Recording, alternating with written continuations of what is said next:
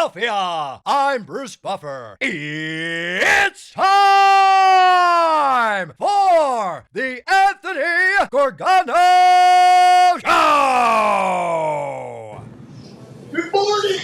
Good morning. Good morning. Good morning. Happy Kickoff. It's here. That's right. It is the Anthony Gargano Show. As we are live from Primo's. We love our Primo hoagies right here in Swedesboro, New Jersey. Primo hoagies. It's not just a hoagie. It's a Primo. Hanging out. And what a better way to kick off the NFL than at a Primo, right? The NFL season. It's kickoff tonight. Chiefs, Ravens. Oh my. This is like our holiday that we love. Oh, you're nuts! It's football time, man! What are you doing? Look up! Are you guys nuts? You guys aren't even ready! It's 10 o'clock and we need to be ready. Oh my God!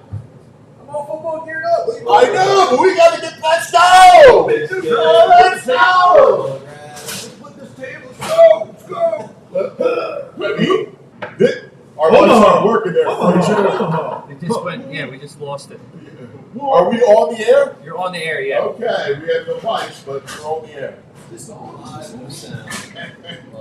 This is exactly what I look forward to every year. Every year when we sit here on the opening Thursday. First of all, I love opening on a Thursday night. This is what you look forward to. Memorial Day. I know. Really, I can't wait to get the summer. It's terrible. Listen, I love summer. By the way, this is the Anthony Gargano Show, and we are presented by Rite Aid. Don't forget, you can find all your favorite goods, get your scripts, any meds you need at the store nearest you, riteaid.com. I don't know what it is. I love summer, right? Like, I love the idea of summer. I love the beach. I love the beach. I love to travel, right? I love that stuff. But I can't wait to get through it because it doesn't hold enough sports, right? The summer the Phillies are not enough. Is bereft. Well, it's the nature of baseball. Like, I love the Phillies, but like, when you play every day and you play 162 times, the idea of the juices, like there's an energy. It might be, what is it, dopamine? Yeah. That gets released. Yeah, serotonin, dopamine, some of those. That I get, that I'm addicted to, because nothing fires the dopamine like football, because every game matters. Every game is an event. See, regular season baseball is not an event. No. Right? Like, you're not looking down. Like, you're not going, oh, my God, what time is it? Oh, it's 10:04. Well, we got, 12 hours to get whatever it is. Right? And we're doing countdowns. Like, that doesn't happen in baseball. And I love baseball, but baseball in October is the greatest game in the world, because the thing, every moment, pitch by pitch, is drawn out in drama. There's drama, that builds up. And that's what football has with every one of its games, because they're so precious and few. Yeah, you're on edge the whole time. I mean, as long as you're competitive and you mean something, you're a contender. Yeah, you're on edge the whole time. Every play, every down. You're like, we're going into the Eagles, and this is something that I've always said, and we touched on it a little bit yesterday when I was trying to explain to you how bad it was before you were born. The idea of having relevance is a big deal. When you have relevance, you now look at this season as it unfolds, like a book, each chapter. Like, it all matters when you have relevance. The Eagles have given us the gift of relevance over the last 25 years. They sure have. God bless them, man. And that's the truth of it. Like, people would say to me all the time, and this is before they won the Super Bowl, we used to have hours of conversation on Sports Talk Radio, hours of them. Hey, would you trade 10 years for a title? And my answer was always no.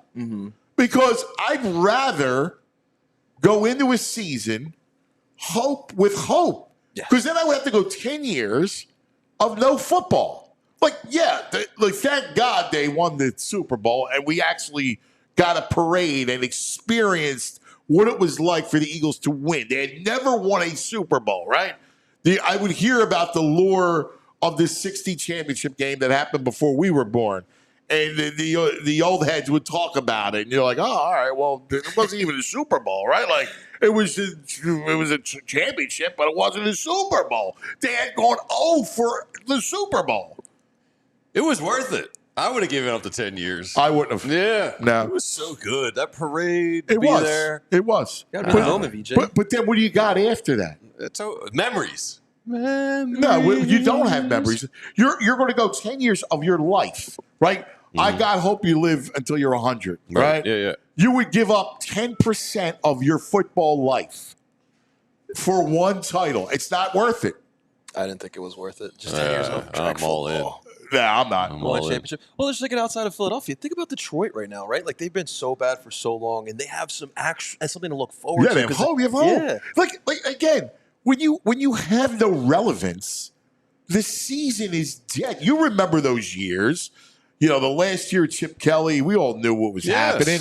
There was a year, and I wrote about a little of it, and 1998 was the last year of Ray Rhodes. Going into this season, we all knew he was dead man walking. Yep. That was the whole saying was dead man walking. They were terrible. I mean, the season started with a 38-0 loss to the Seahawks.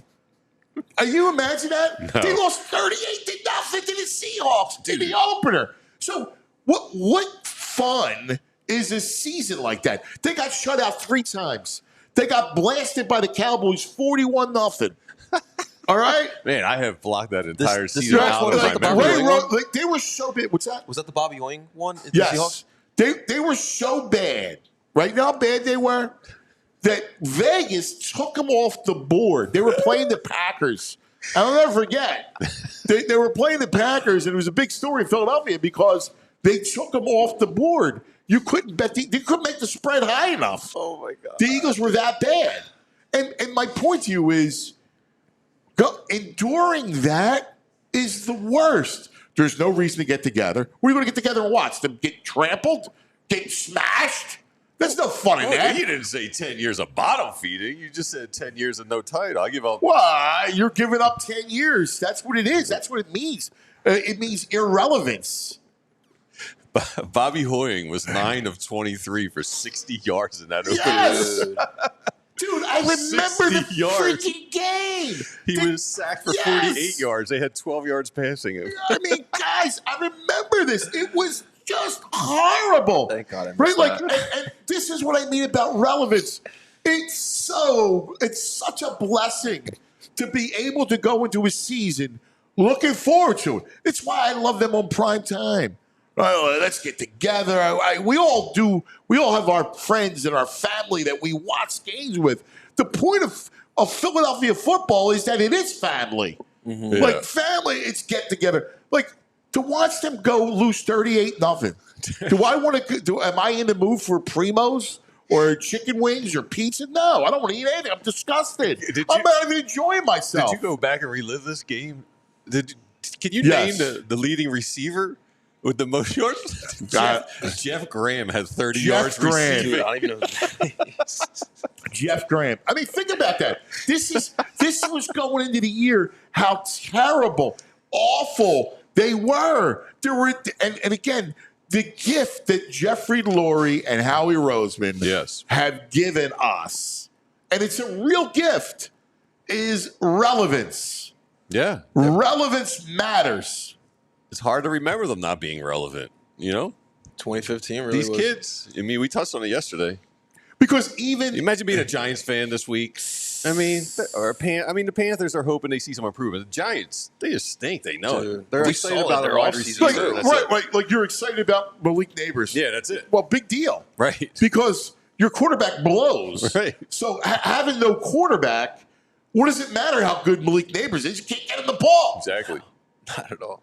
And those ugly uniforms, the 100-year uniforms for the Giants. It's going to be a rough year over Well, that's in my Jersey. like. Who cares about that, right? Like, but my point is that the idea of relevance and what the Eagles have established long ago during that year, I guess came after in 99, 2000. Jeffrey Lurie talked about the gold standard. Like, what he wanted to do was replicate the Niners, Right? Because the Niners were the gold standard of the NFL. How they drafted, how they used free agency, the whole thing. And the brilliance of Jeffrey Lurie was he identified Andy Reid. And Andy Reid came here and he put a system in place. Like, he changed everything. When he got here, he had them on a system. Like, this is how we do things. Like, I'll never forget, the first thing he did was ban alcohol on the plane. And you go, well, what's the big deal? Well, the issue was during turbulence, the liquor bottle, little liquor bottles, would rattle up and down the plane. Like, it was just a feeling of it wasn't business. All right. And Andy, I thought you were going to tell me dehydration, but no. well, but it was all part of the sports science. Andy, Rick Brockarther, who's the trainer, who's now in Kansas City with Andy Reid, was the paramount in developing the sports science that NovaCare had. I'll never forget. If you guys remember, I covered the story in the 90s. There was, you don't remember, Corey Stringer was a player for the Vikings. He died because of dehydration at training camp. Was that in the 2000s? Or no, it was the 90s. You said. In the 90s. Okay. And he passed away. It was a horrible story. Yeah. That, just didn't, he was dehydrated and he passed away, dropped dead. It was an awful story. But what Rick did was Rick would give, everybody took a pill. And in the pill, he had a computer and it would go to his this is in the early 2000s. Oh my God. And it would tell the players' hydration level. So he knew if they were ever, in peril at any points at any time. Yeah. Like, that was a big deal. Like, the Eagles were at the forefront of a lot of this stuff. And what happened is Andy showed them really how to build a team. Like, what you see Howie doing now is really what he got from Andy. Where did Andy learn it? Well, he learned it from Holmgren. Yeah. Because he was part of the Holmgren tree. Right. And Walsh, right? It went Walsh to Holmgren and, Gruden. You remember, they always show that picture of the tree. Yeah. Yeah. There's Andy and there's Gruden and there's all those guys were there. Morningway or, Mariucci, thank you. And he learned it from Holmgren, perfected it, because he had his own ideas. And I'll never forget sitting with him. And in his office, Andy had 2 desks. And one desk was for administrative stuff. All the stuff he hated. And then the other desk was to watch film. And he goes, this is what I love. This is my fun desk. And then he had his food over here, too. Because I was going to say, there had to be a food desk. Yeah, well, he would have, near the film, he had the food. Yeah. Because he would sit and watch film for hours. Like, I'll never forget, he told me the story. Do you guys remember, and we'll talk more about it tomorrow when we talk about opening days, when they did the onside kick to start the season? All right? So it was against the Cowboys. And Ike tells the story. 2000? Yes. So Ike tells the story all the time, Ike Reese. Crazy. Because, he said, we're going to call this the opening play. We're going to do an onside kick. And he's like, what are you, a sissy? He said something else. But Ike goes, let's do it, man. Because Ike was the captain of special teams. Right. And I love the story. But Andy had noticed that the gunner on that one side was leaving early all the time. And because the gunner was leaving early, he was like, we got him. So let's do it. And it worked. Right? And that was his happy place. Right. Then the administrative place, his desk, was all the stuff that you had to do, all the NFL, the rules and everything else with roster and what you were doing and all that. So it was interesting. He laid a formula out that Jeffrey winds up following, right? And then you fast forward to post Andy. Look, they're always relevant. They went after Chip Kelly, who was the hottest name at the time. Yeah. Right? Yeah. It didn't work out, but you give him credit because They landed Chip Kelly was the hottest guy, the hottest candidate at all during that period of time. Was it? We thought we were getting Gus Bradley at that point. Oh my God! He was. Well, in a plane. You know the story. He was. No, he was actually at Jeffrey's house. Oh, he was. The story's unbelievable. So I'm talking to Big Dom. Yeah. Right. I'm on the air. Yeah. Right. He's driving Gus Bradley to Jeffrey's house in Villanova. So he goes, I'm going to put the radio on. So I went, I'm going to put it on, the Gus bus. Yeah. So I go, listen, up for Gus. right now, Gus Bradley is listening to the show. This is a true story. Yeah. He's listening to the show. I want you to call up and welcome Gus to town. And we love Gus because he was a defensive coordinator from the Seahawks, and they had this like wicked Legion of Doom. Yeah, man. And he was known to be a blitzer, right? Yeah. He was pressure. So we're going nuts. The Gus bus. You know, you can only imagine. I'm howling like an idiot. I'm howling, freaking out. Come on, Gus bus. Bruce Bradley. And so I'm texting with Dom, and Dom's going, dude, he's loving it, man. He's loving this thing, right? So meanwhile, this poor guy is so excited. He's in Jeffrey's house. You're getting them all amped up. Right? He's so excited. He's in Jeffrey's house. And then Howie gets a text. No, I'm sorry. Jeffrey gets a text from Chip. Oh, man. Because Chip didn't want Howie anywhere near football. He did not like Howie. Right? This was a big deal. I respect that about Chip. And but he was wrong. Like Howie stuffed it up his nose.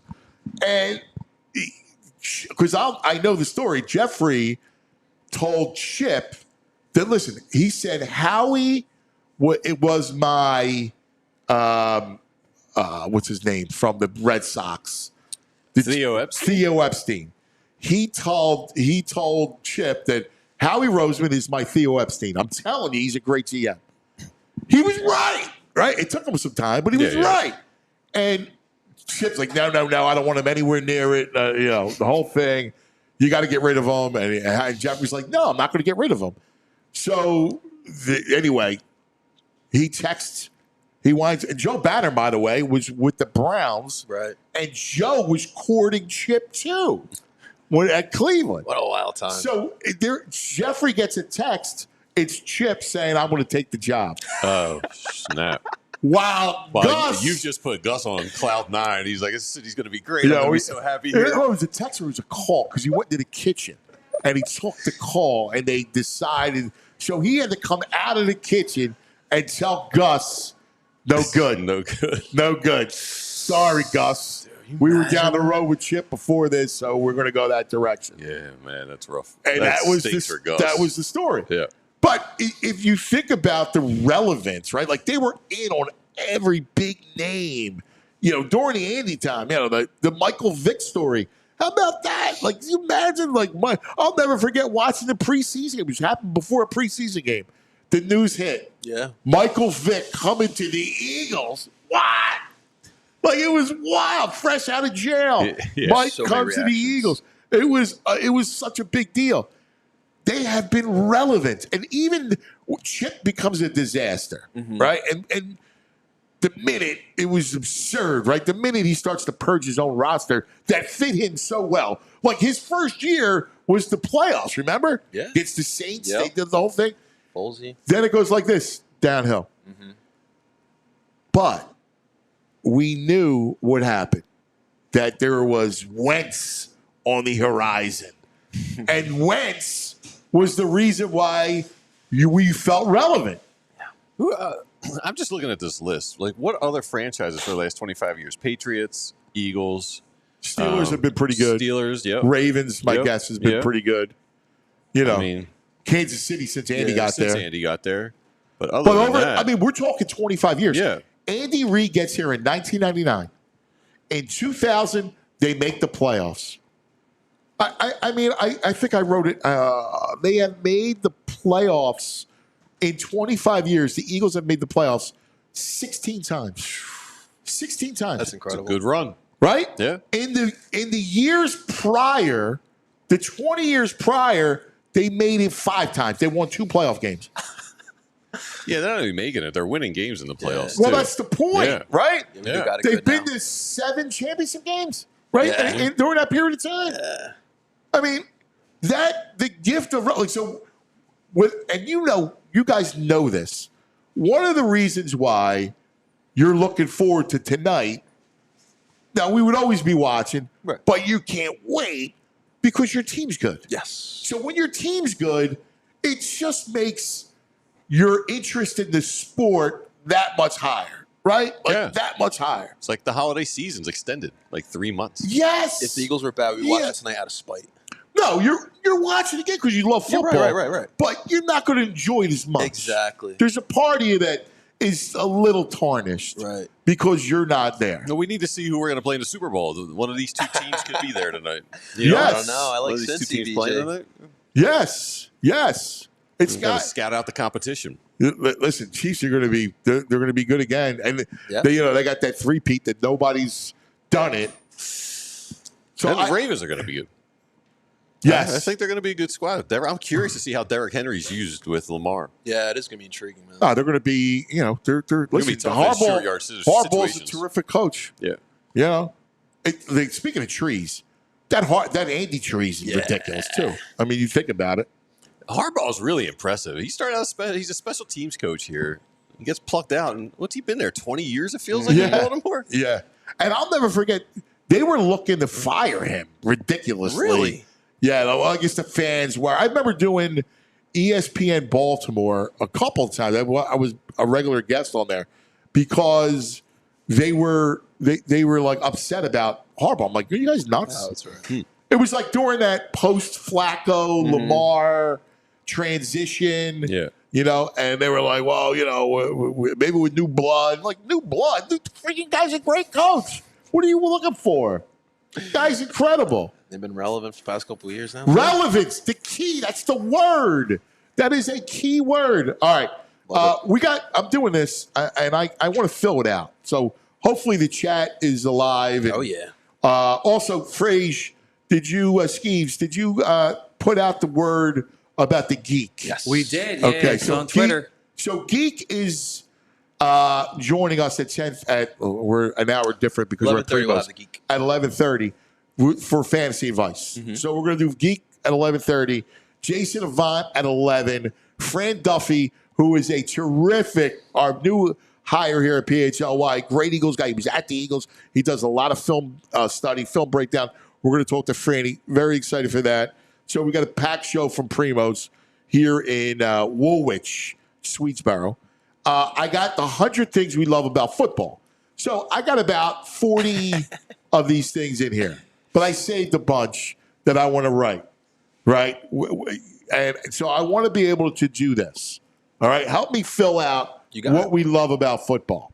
All right, JP, I want you to tell us about a little Shady Rays. Let's do it, cuz. Listen, today, I don't know if anyone woke up and saw the beautiful sun, the beautiful weather that we had here today. Fall, it's the best. It's the best, cuz you got that sun, but you still got a little bit of that breeze, which is awesome. But I want to make sure that everyone out there is still, even though we're in fall, protecting those eyeballs, all right? Listen, with our friends over at Shady Rays, that's what they're here for. They're here to protect those eyeballs, but you're going to be looking good while doing it as well, all right? And look, no more breaking the bank for these sunglasses. No more buying $1,000 pairs of sunglasses. With Shady Rays, they will give you a great pair of high-quality sunglasses, and you won't break the bank, which is the best part about it.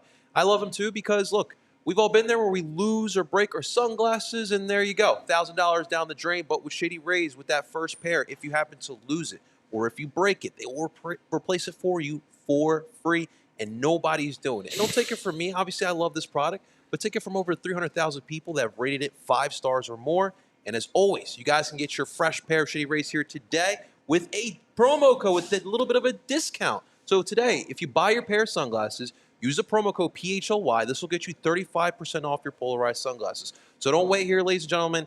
Summer may be over, but the sun is not going away. So make sure you guys are staying style and profile with Shady Rays. And as we're talking about fall, I know that our honey to-do lists are still there, all right? It's still there for me, even though we're all football fans and we're ready for football and Saturdays and Sundays are taking over now. But the wives, the husbands, whatever it may be, they're still going to nag you about the honey to-do list. And excluding absolutely myself too. My wife yesterday was just like, "Hun, we need to fix these floors. We need to put down that rug." I was like, "Babe, I got it. I'm going to call my people over at Empire Today." We love our friends over at Empire Today, all right? And with Empire Today, I love it because you get the shot. I do like that commercial. Though. I love those jingles. Empire. We have some great jingles in the city with some of these local companies. It is freaking awesome. I love it. Today, you get to shop with home convenience, the right product for your needs, quick and professional installation, and price match guarantee. Empire Today is the best place to get new flooring. So, of course, they have copycats, but they can't beat Empire Today on quality, service, speed. So they advertise low-quality products that we simply won't carry. Empire Today won't promise the lowest prices because anyone who does that is putting flooring in your home that they wouldn't put in theirs. So that's a big thing, right? Because obviously other companies, it doesn't matter what the product is, they'll try to sell you on that low price knowing that it's not going to be great quality. But Empire Today is not looking to steer you in the wrong way. Best part about it, if you schedule a free in-home estimate today, all listeners receive a $350 off discount when they use the promo code PHLY. Restrictions do apply. See empiretoday.phly for more details. And thank you to our friends over at Empire Today. Empire Today. I like it. Here's the deal. Couple things. Yes, sir. I want you to DM me. Tell everybody on either Instagram or Twitter if you have questions for the Geek. Okay. All right? Because we'll get... we'll try to do that. You got it, cuz. Lots to do. I want to fill this list out, which is the 100 things we love about football. I'll give you an example, all right? So I have a bunch of them. I put the bomb. Is there anything better than the bomb? Oh, my God. When you could complete a 50-yard pass downfield? The flea flicker, Foles, his Torrey Smith. The flea flicker. That's a good one, dude. That Love goes the on the flea list. I love it. All right? The sack. Love a sack. Sack. I want to sack VT right now. Sack me. Right? Oh, what he said is kind of giving me the creeps. Come on, man. We're a family establishment. Settle down. You a little creepy? Yeah, a little bit. I don't know. You want to sack me's not creepy. I say sack me's creepy. So what you Heck out of here. Sack me, cuz. Say it from England. Say it from England likes the passion of football. Love the passion. passion. Liz, I love it. The red zone. You're a quad box. Who's the quad box? You're the Quad box. Yeah. I'm the quad box. Yeah. I love it. So anyway, I want you to come up and give me stuff that can fill the list out. Flyers Right? in 7 says they like the routine of Sunday The football. routine is great. Routine of Sunday football is great. That's a great answer. I love that, man. Yeah. That's fantastic. All right. We got with us, and by the way, this portion of the program brought to us by TrueMark Financial. No, actually, I'm sorry. It's brought to us by the fabulous Bet Park Sportsbook and Casino app. Man. You want to be on it. I'm on it VC's right on now. right now. Let's go. All right, because Thursday tonight, we got football, Thursday Night Football. Yeah. Which is on the list, by the way. Sunday Night Football. I got Sunday night That's 7 first. days of 7. Monday Night Football. 7 items Thursday on there. night. Yeah, exactly. All there. So you're on the app. Chiefs are 3. We'll talk about it a little bit later on. Don't forget to download the Bet Park Sportsbook Casino app. Now, let's go to our man who very excited he's on board. He does incredible video breakdowns. He's a great X and O man. One of the things I love about football is the X's and O's, the strategy of football. Let's go to our man, Fran Duffy. Franny! What's up, guys? What's up? We're finally here, right? Week 1. We got football tonight, like you guys were talking about. Eagles tomorrow. We got a full slate of college football Saturday. We got a full slate of NFL football on Sunday. Doubleheader Monday night. This is the best time of year. It really is, buddy. It is the greatest. Give me a couple things that you love about football. Because I'm doing the 100 things that we love about this sport. Yeah. Well, there were a few that you guys just rolled off that was the first thing to my mind. I do love the answer about the routine, the sack. I mean, the sack's up there. I would say one for me that you guys haven't hit on in the last couple minutes. the trap block. All right, so the offensive line, lets that defensive tackle get upfield, and then you get somebody coming from the opposite side and ear holes the defensive tackle. That to me is like the offensive line's version of a sack is the trap block. Dude, this is why I love you. All right, this is why when Vince Pellegrini, our GM here at PHLY, we were talking about you with Bo and Zach, and I'm like, I gotta get Franny. I love this dude. He's a true football man. The trap block, VG. Yes. All right. Got to be on the list. What do you? Let's look tomorrow night. Eagles kickoff. First of all, what have you seen? I know preseason wise, you're not going to see much, but what are we looking at offensively with all those skill guys? We talk about it's the clearly the most skilled, the best skill group that they've ever had on paper in the history of the franchise. It's all going to come down to pressure, right, on Jalen. And you got to believe that Kellen Moore will have him ready for this.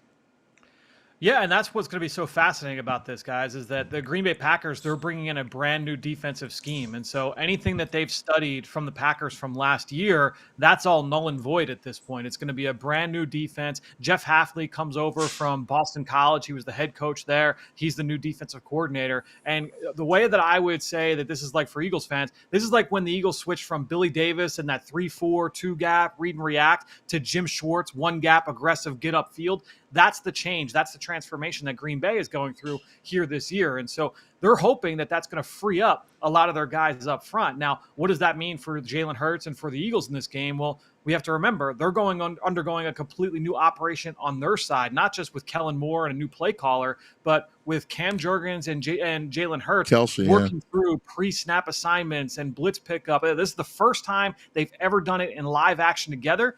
My guess is, I'm going to expect that there's going to be some growing pains, and I don't know if that's going to happen on the opening drive. I don't know if it's going to happen on the first third down. It might not happen until the 8th third down of the game. You hope it doesn't happen in that kind of a critical moment, but what you're going to expect is that there are going to be some kind of growing pains there.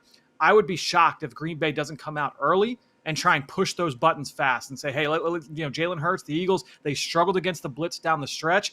Let's try and see if they're able to, if they've got all their ducks in a row here early on in the season.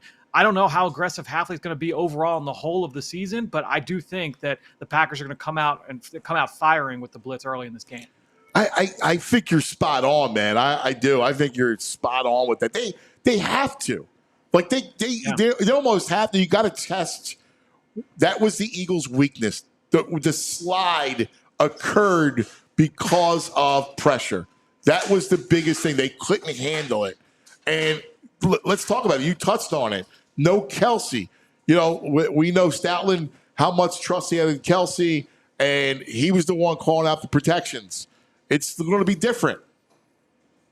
No question. And that was the only thing that I was interested to see if those guys would play in the preseason, just so they had some of those live action reps. Because usually the Eagles, they've got a couple of joint practice sessions. All right, so you figure 4 full practices. Well, this year they only had 1 joint practice session, and it was only 1 individual practice against the Patriots. So they didn't even get those kind of, quote unquote live reps for Jalen Hurts and A.J. Brown and Devontae Smith and Cam Jurgens, that entire group. And so they have no preseason reps to go with. You had that 1 scrimmage situation. You had some scrimmage situations against your own defense, but is that going to be enough? My guess is that, again, there's going to be some growing pains there because this is brand new for Jalen in the NFL. Now, what I would say is when you look at Kellen Moore, you look at his history right now, as we sit here today on September 5th, one of the best quarterbacks in the pre-snap phase in the NFL right now is Dak Prescott. And Kellen Moore coached up Dak Prescott through that entire series of development. So if he can get Jalen to that level, then I would expect that that'll be really, really good down the road.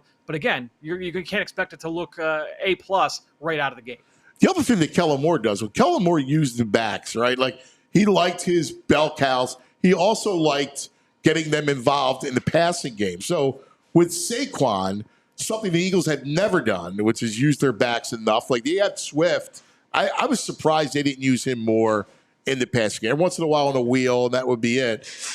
Do you expect Barkley usage to be pretty much, through the roof?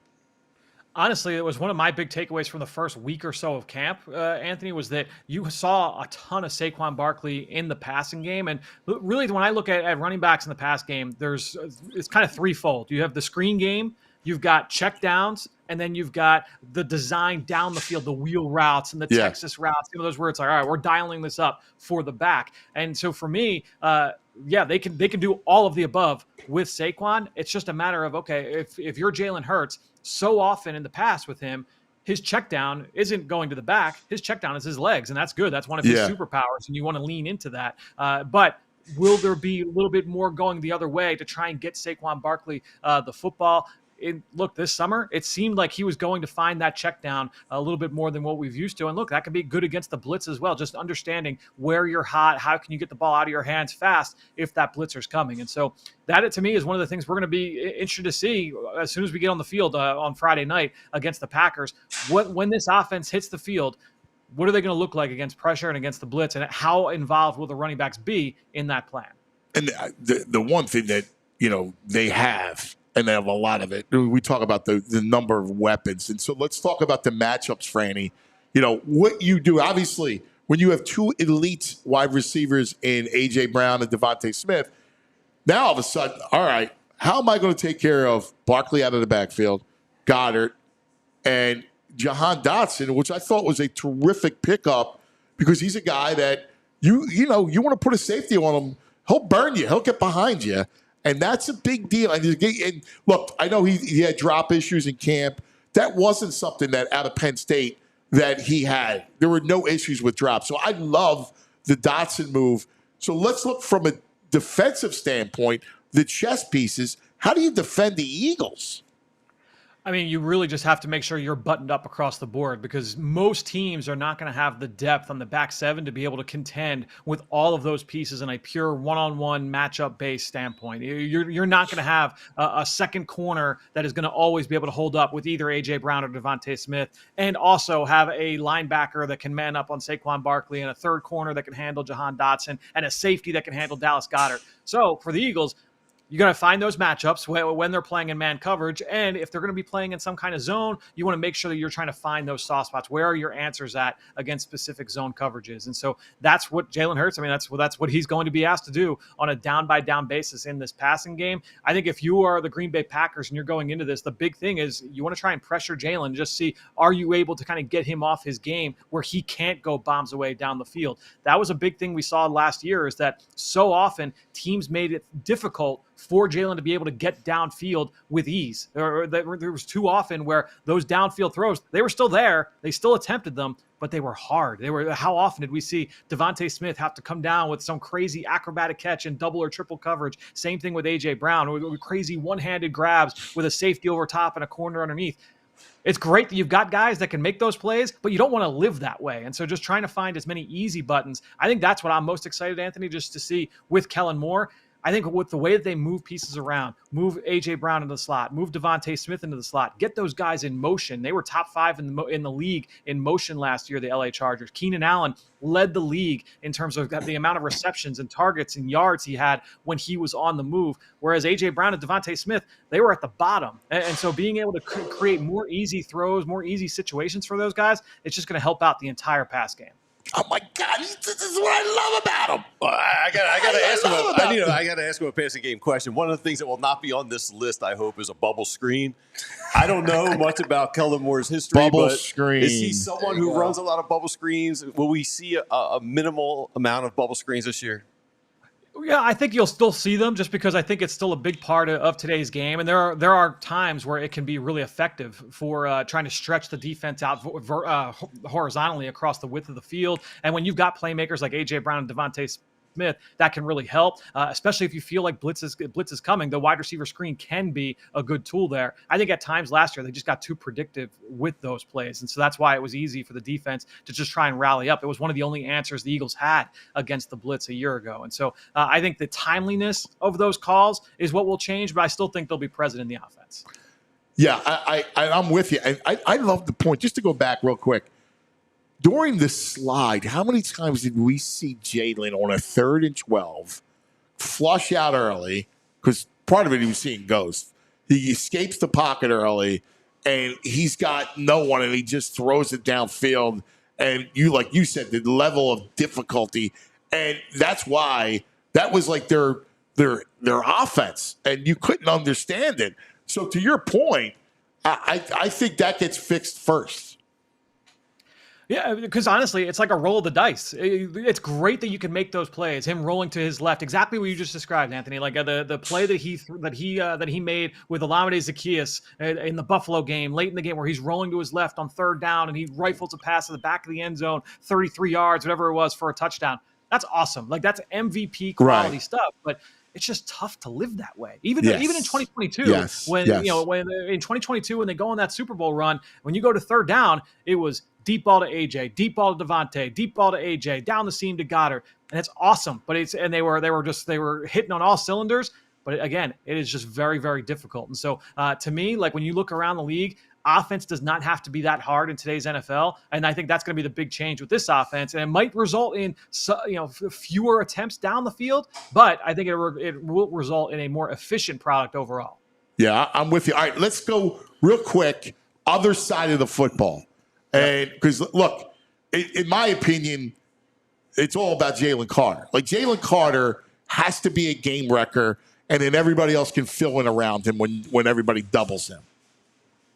I think if Jalen Carter, I made the prediction with Bo Wolf the other day on the PHLY Eagles show that he would be an all-pro. One of the only two defensive tackles make it. It would be insane for him to make that in his second year. If he is able to be that guy, then this defense is a top 10 defense, a top 5 defense in the league. But if he's not quite that guy, which is fine, he can not be that guy, and this is still a good defense, and he's still a very good player. But I think he has got that level of talent. There are times every single day on the practice field this summer where you say, like, how did Jalen Carter get into the backfield? We can't see everything being on the sideline. We don't have the ability to watch the film and see exactly what he did. But it's like, how did that guy go from A to B like that and just wreck this play? And it's like the offense just had to keep going because we can't just let this guy destroy practice every single day. So if he's able to carry that over, it's going to be fun to watch. And honestly, in this specific matchup against Green Bay, one of the biggest holes on that side of the ball for the Green Bay Packers offense is right guard. Because it's either going to be a rookie or it's going to be the backup Sean Ryan. So for me, like that is an area where if it's third down, you expect Jalen Carter is going to be able to win that matchup more often than not. Yeah. I love the young corners, and you love what they can be in that secondary. It's going to take some time before that happens. And then you got a couple issues at safety, like questions, and linebacker we know about. No Devin White. How do you look at the back seven? I'm excited about the young corners, just like you are. I loved Quinyon Mitchell. I loved Cooper DeJean. They were my top 2 corners in the draft this spring. And so I was excited that both of them ended up here in Philly. I would expect that Mitchell is going to be that every down player for them right now. DeJean coming off the injury, it'll be a little bit more of a slow burn for him. But I would expect that he'll be involved in some sub packages. If they go to dime with 6 defensive backs on the field, I think we'll see DeJean, and then he can gradually grow into a bigger role as the season progresses. But for me, Quinyon Mitchell is going to be an every down player for this team. Vic Fangio said it this week, and I'm going to take him for his word. I think he's going to be on the outside when they go into base. My guess is he'll probably stay outside the entire game with Devontae Maddox on the inside in the slot. And so I think when you look at Quinyon, a lot of reasons to be excited. But again, it's kind of like the Jalen Hurts and Cam Jurgens thing. Rookie corner is tough. It's very, very in rare this for league, rookie corners to come in and play well. Yeah, so I do think they're going to have some moments where it's like, he just came up a little bit short there. And we saw that at times this summer. But I do think that what you want to hope if you're an Eagles fan is good flashes where you say that this guy's going to be a high-quality corner. But again, he's going to give up his share of plays over the course of this season. Yeah. Hey, Fran, what'll help the corners also is a little pressure. What is a reasonable expectation out of Bryce Huff, do you think, this year? Yeah, I think the big thing, he's the analogy that I would make, it's like in baseball when you have another team's like 7 or 8 hole hitter that had 30 home runs and you sign him in free agency hoping that he's going to be your cleanup guy. And I think that that's the big thing that you're hoping for here with Bryce Huff is that he can step into this role as an every down player going up against the run because he was not asked to do that. He literally only played in pass rush situations for the New York Jets, and he was awesome in that role. But obviously the Eagles are paying him to be an every down guy. And so he's going to be doing something he's never been asked to do. It doesn't mean he can't do it, but he's going to have to prove himself. That's why he played as often as he did in the preseason. The Eagles are hoping that he can step into that role. I mean, you're paying him to be a double-digit sack guy, and so going into this matchup, I think that the right tackle, Zach Tom, was a solid player for Green Bay a year ago. He's a young guy, but can you take advantage of him in those passing down situations on third down? Can Bryce Huff get after him? That's what you're hoping for. That's what the money's for. Yeah, and look, it's a tough matchup for Week 1. Forget the Brazil nature of it, but you got that, and they have an array of incredible receivers, 2 tight ends. I mean, and then we saw what Jordan Love could do. So they're a scary Week 1 matchup.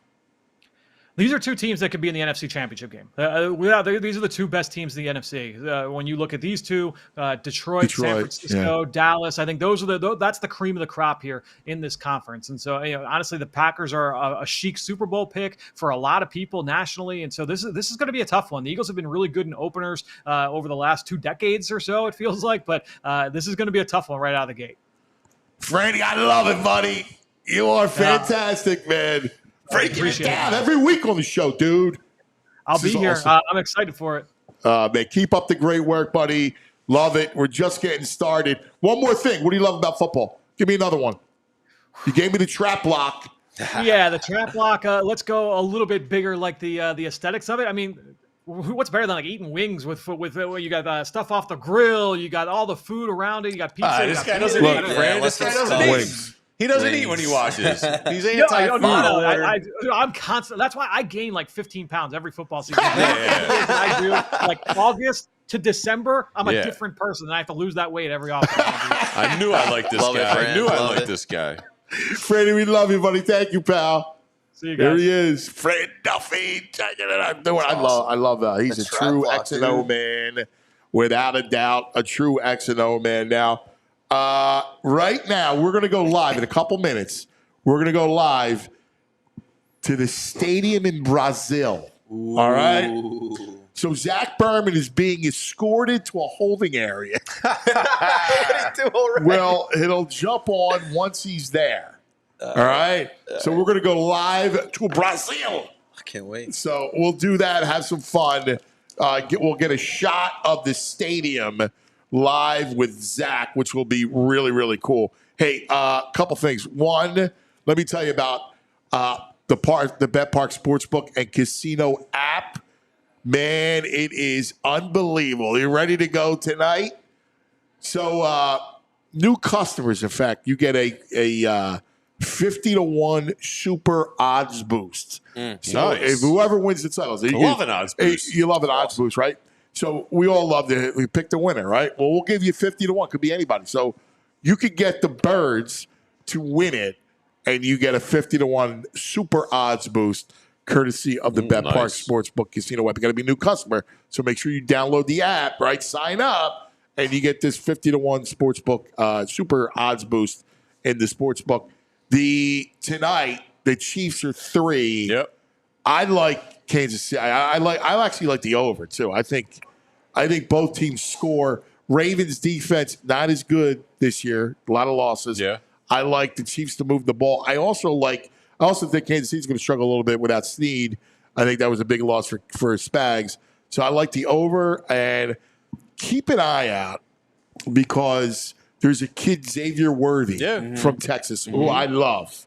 And he's hot in fantasy drafts. Is he really? Hot, Yeah. yes. Well, he should be because he's Andy's new toy. Yep. And he'll have a big night. So check out his overs tonight.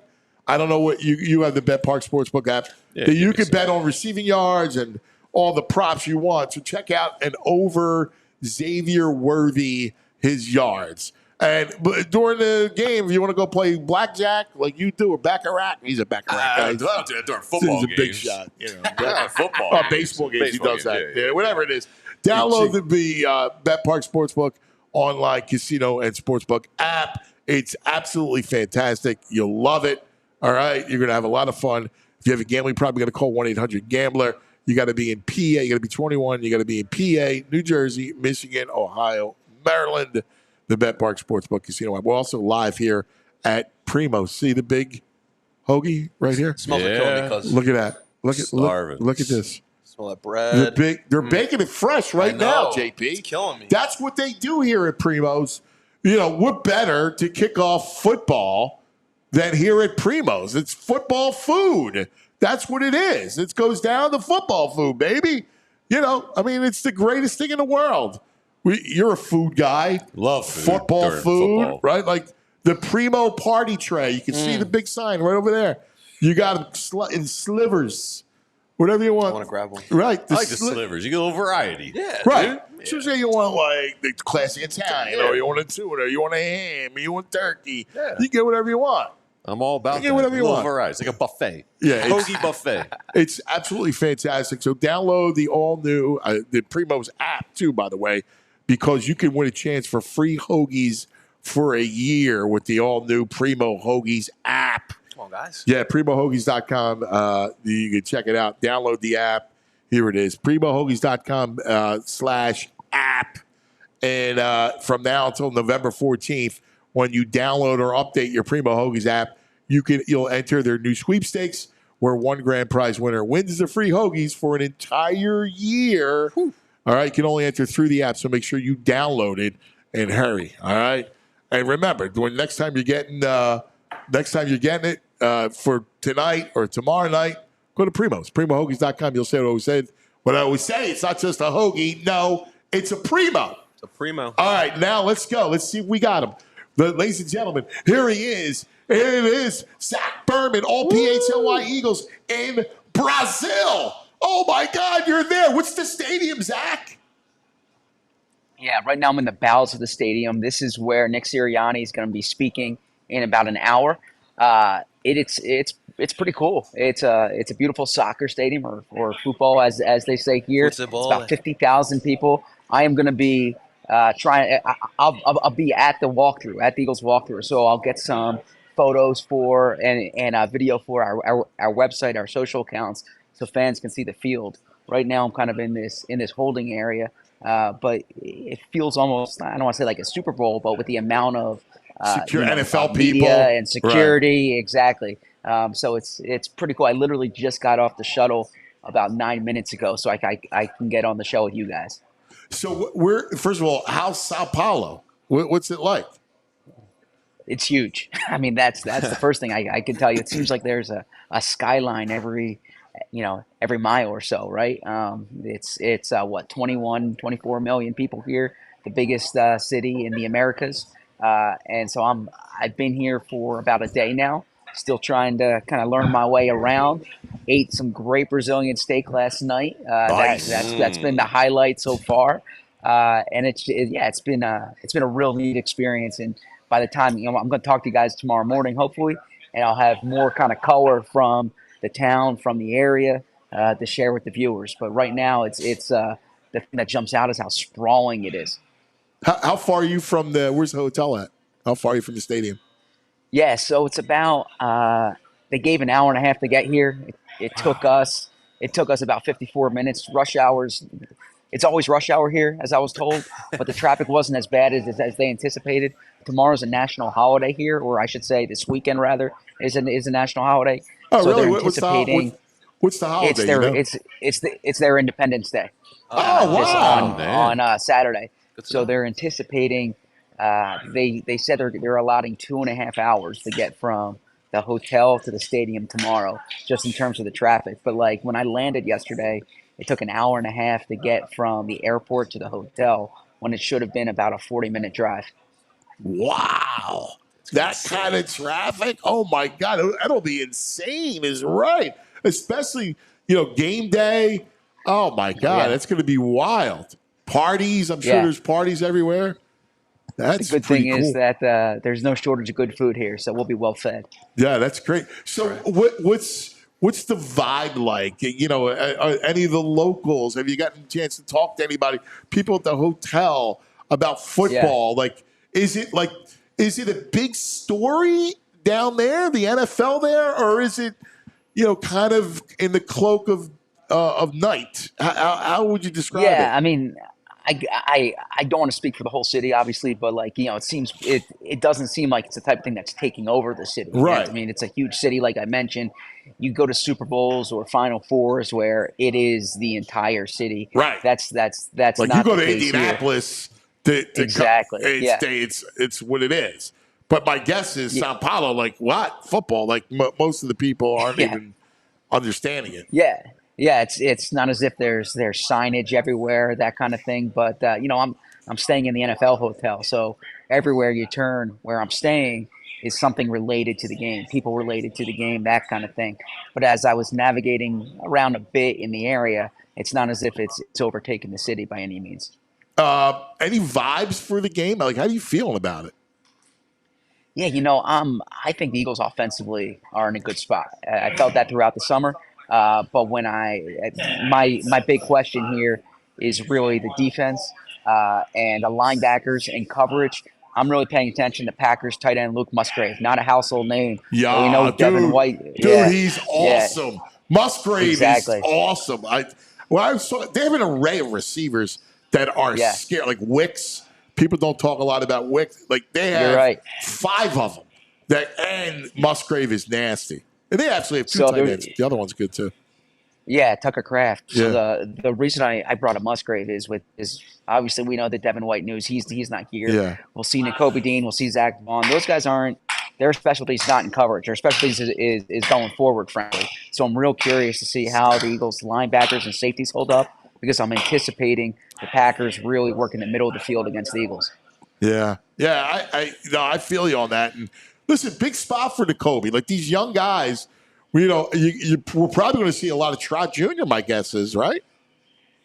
No? I wouldn't rule it out, but I'm still expecting Nakobe and Zach Vaughn to be the top 2. The thing is, you're to your point about Trot Jr., the Eagles aren't solidified there at linebacker, so this is wide open. Whether you're talking Trot Jr., Oren Burks, I want to put Ben Van Sumeren in that group, but the resistance to playing time is certainly not high. Yeah. Oh, wow. Oh, man, dude, go ahead. Hey, Zach, I just had a question, because it's rare you fly 10 hours and you only get an hour time difference. Like, how do you feel physically? Was the flight grueling, and now that you're there, do you feel sluggish, tired? Do you feel normal? Yeah, so I got more energy than some of my colleagues do. I was able to sleep on the plane a bit, so I feel good today. Felt well yesterday as well. But yeah, it is atypical, and it's interesting. The point you brought up, that's why the Eagles flew throughout the day yesterday. They decided to leave at like 10 a.m., stay awake on the plane, land around 10 p.m., and then go to sleep in the hotel because they didn't want to deal with a jet lag situation. So it is atypical to fly that long and then not really have a time difference. Yeah, that's smart, actually, because you don't want to get the junk sleep. And on the plane, you get. Yeah, I can't sleep on the plane. Like you're talking about neurotic. He's got we're sitting at Primo's, and he's got lumbar support on his chair, right? So he's talking about the idea of a grueling flight. It's like, all right, like I'm not to tease him a little bit, like a guy who's never had sciatica in his life.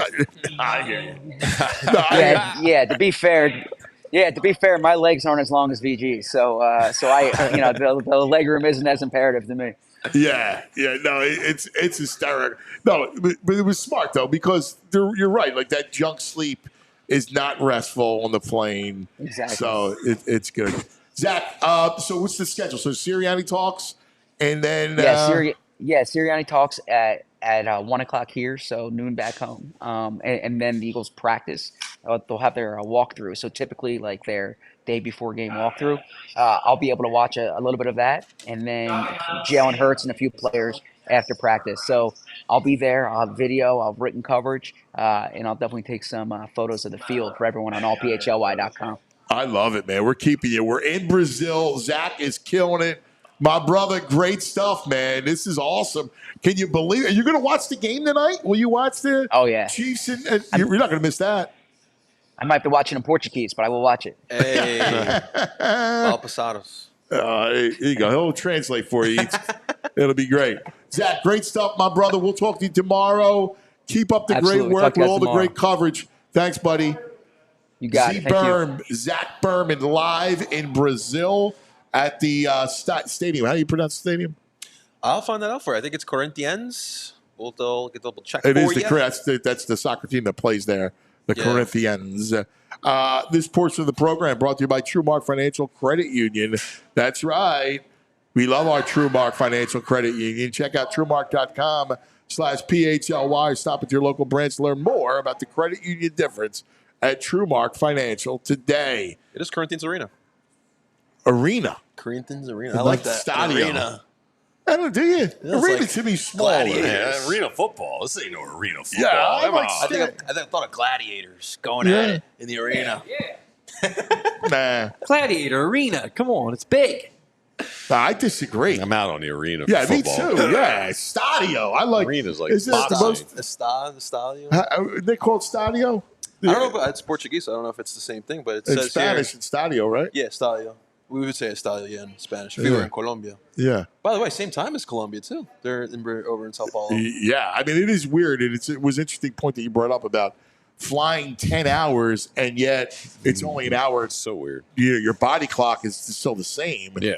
Even though you flew for all this time. They did fly comfortably. They had the pods in the airplane, so they were all nestled in their little pods. Yeah. For me, though, I sleep. You don't sleep on an airplane? Can't sleep I can't a lip. sleep on an airplane because No? it's so uncomfortable. Too long. Yeah, too big. So too. uncomfortable. So You have to like uncomfortable. lay across the seats, and then you got the buckle or like the armrest, and it just bothers you. Dude, I just go like this. And I Buckle. sleep.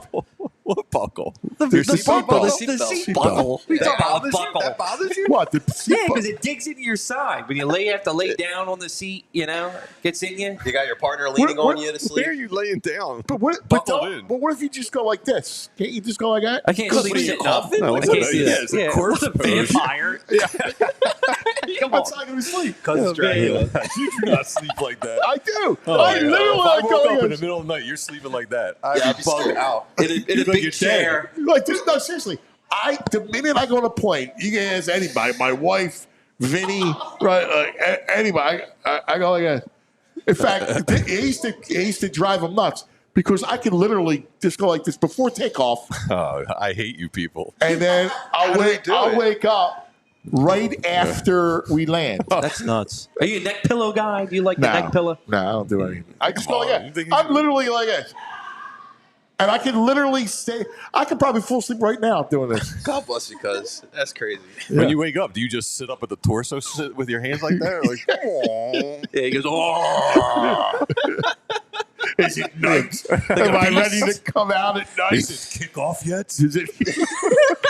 I smell football. Yeah, he only comes out during football hours. Did you see this story about the Commander's vice president of media? Dude. No. This is unbelievable, That's right? wild stuff, cuz. It is, isn't it? It's unreal. So we have Jason? We do, yeah. Oh, good. Let me get to Jason. I'll tell you about the story later. But I am so excited because one of the great wide receivers, we were talking about sticky hands. Yeah. Oh, yeah. My man catch everything. All right. Nobody had better hands than this man, the great Jason Avant.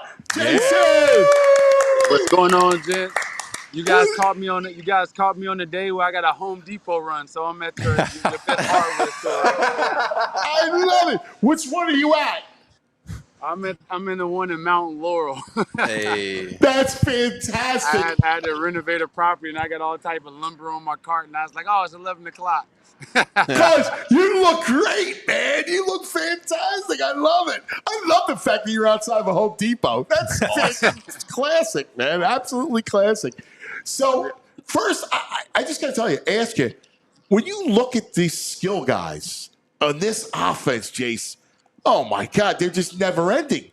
Between AJ, Devontae, then you had Saquon, Goddard, and Jahan Dotson, who I actually like a lot. I think could blossom in this offense.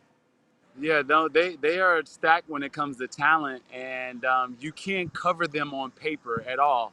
It's all contingent upon Jalen Hurts at this time. He's gotten everything that he's wanted.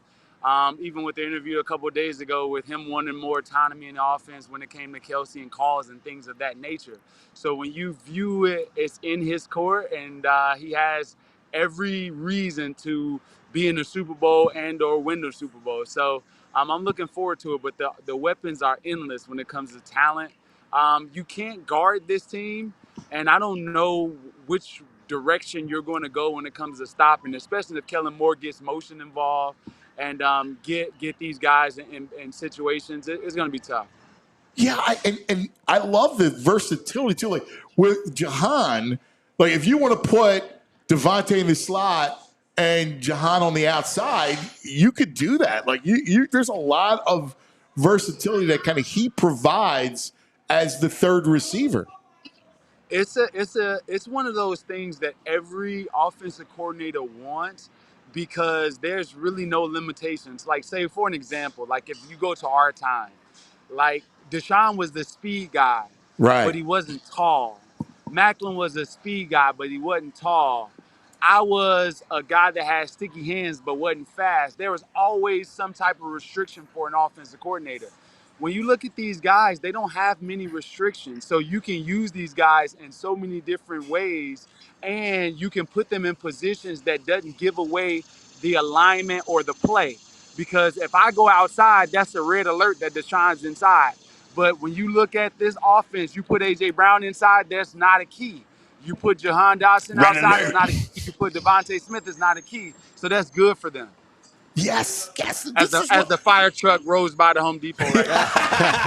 The red alert. That's awesome, man. This is why you're so great. By the way, no one breaks the game that you are. I love listening to you talk about this sport.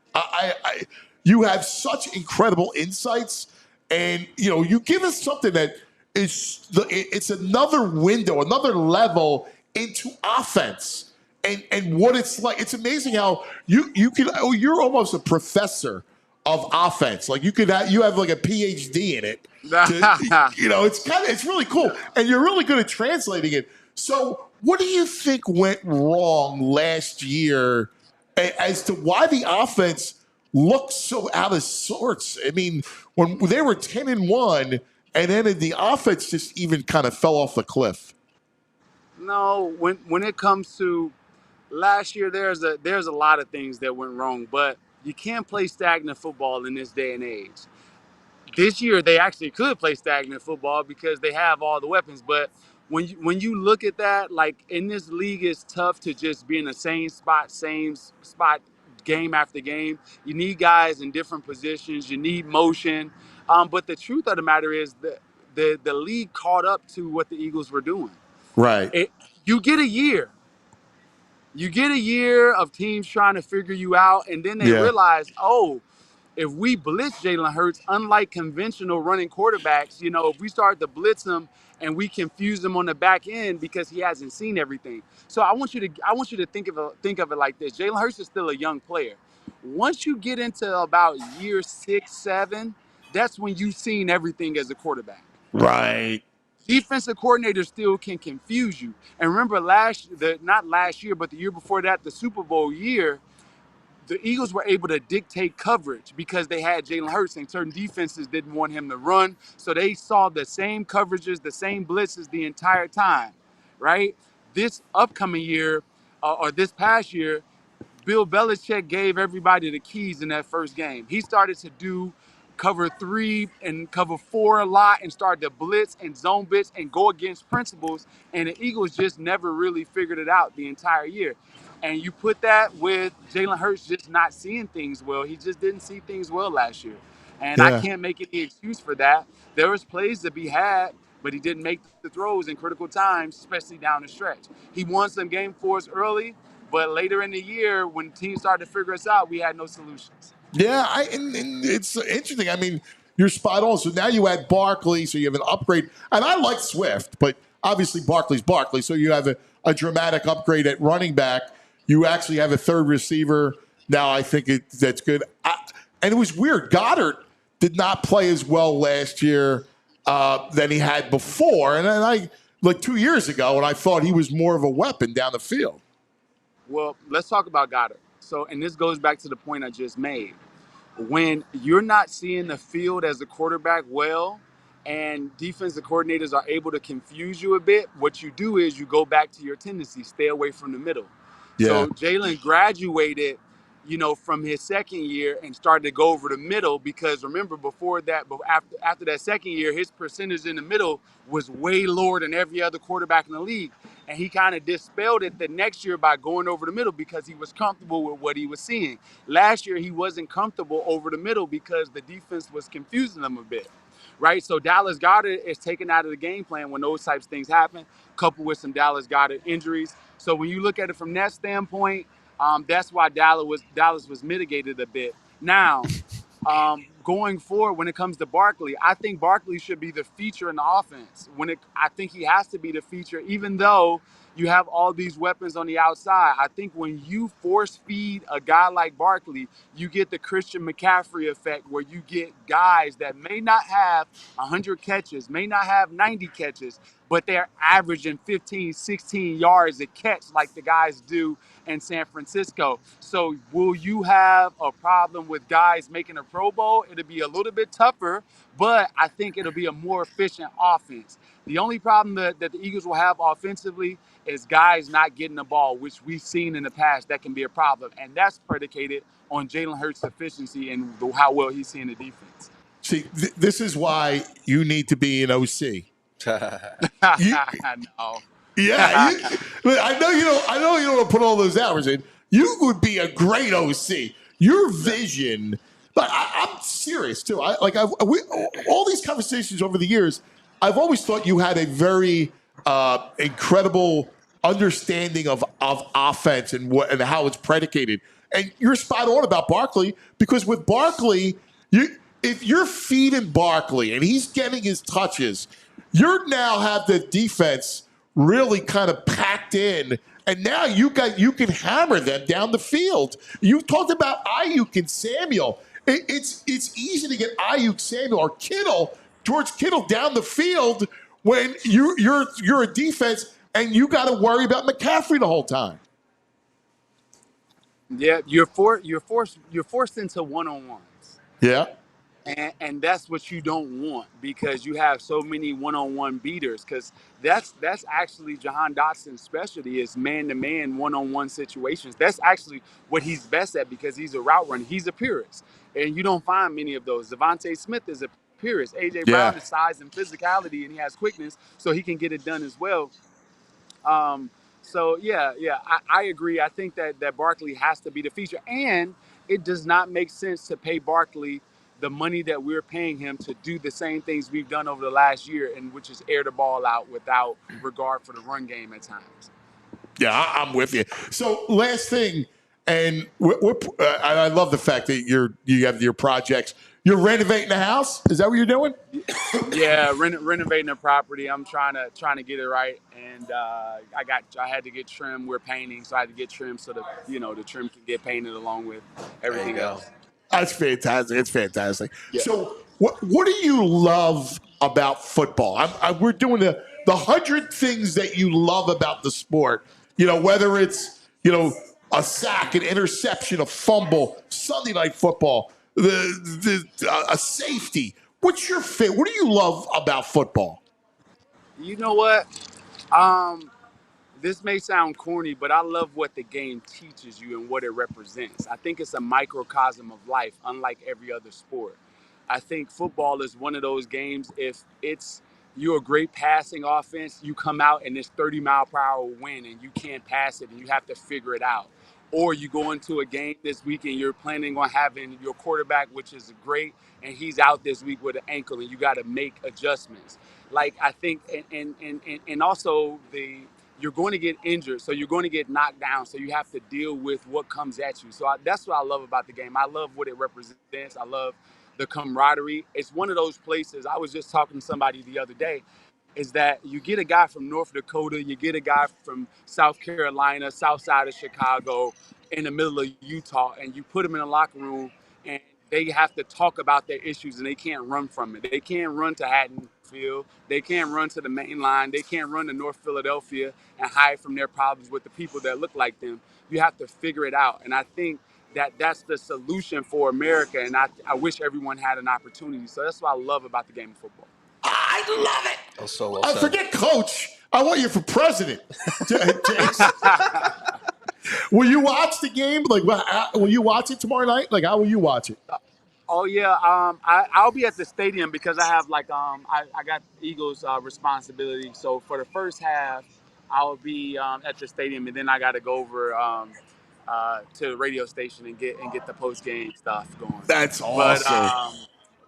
Yeah, so I'll be watching it, looking at it. I wanted to be there, but I got to call games. I call games at Michigan as a sideline reporter. So I can't. I couldn't do both. I couldn't swing both.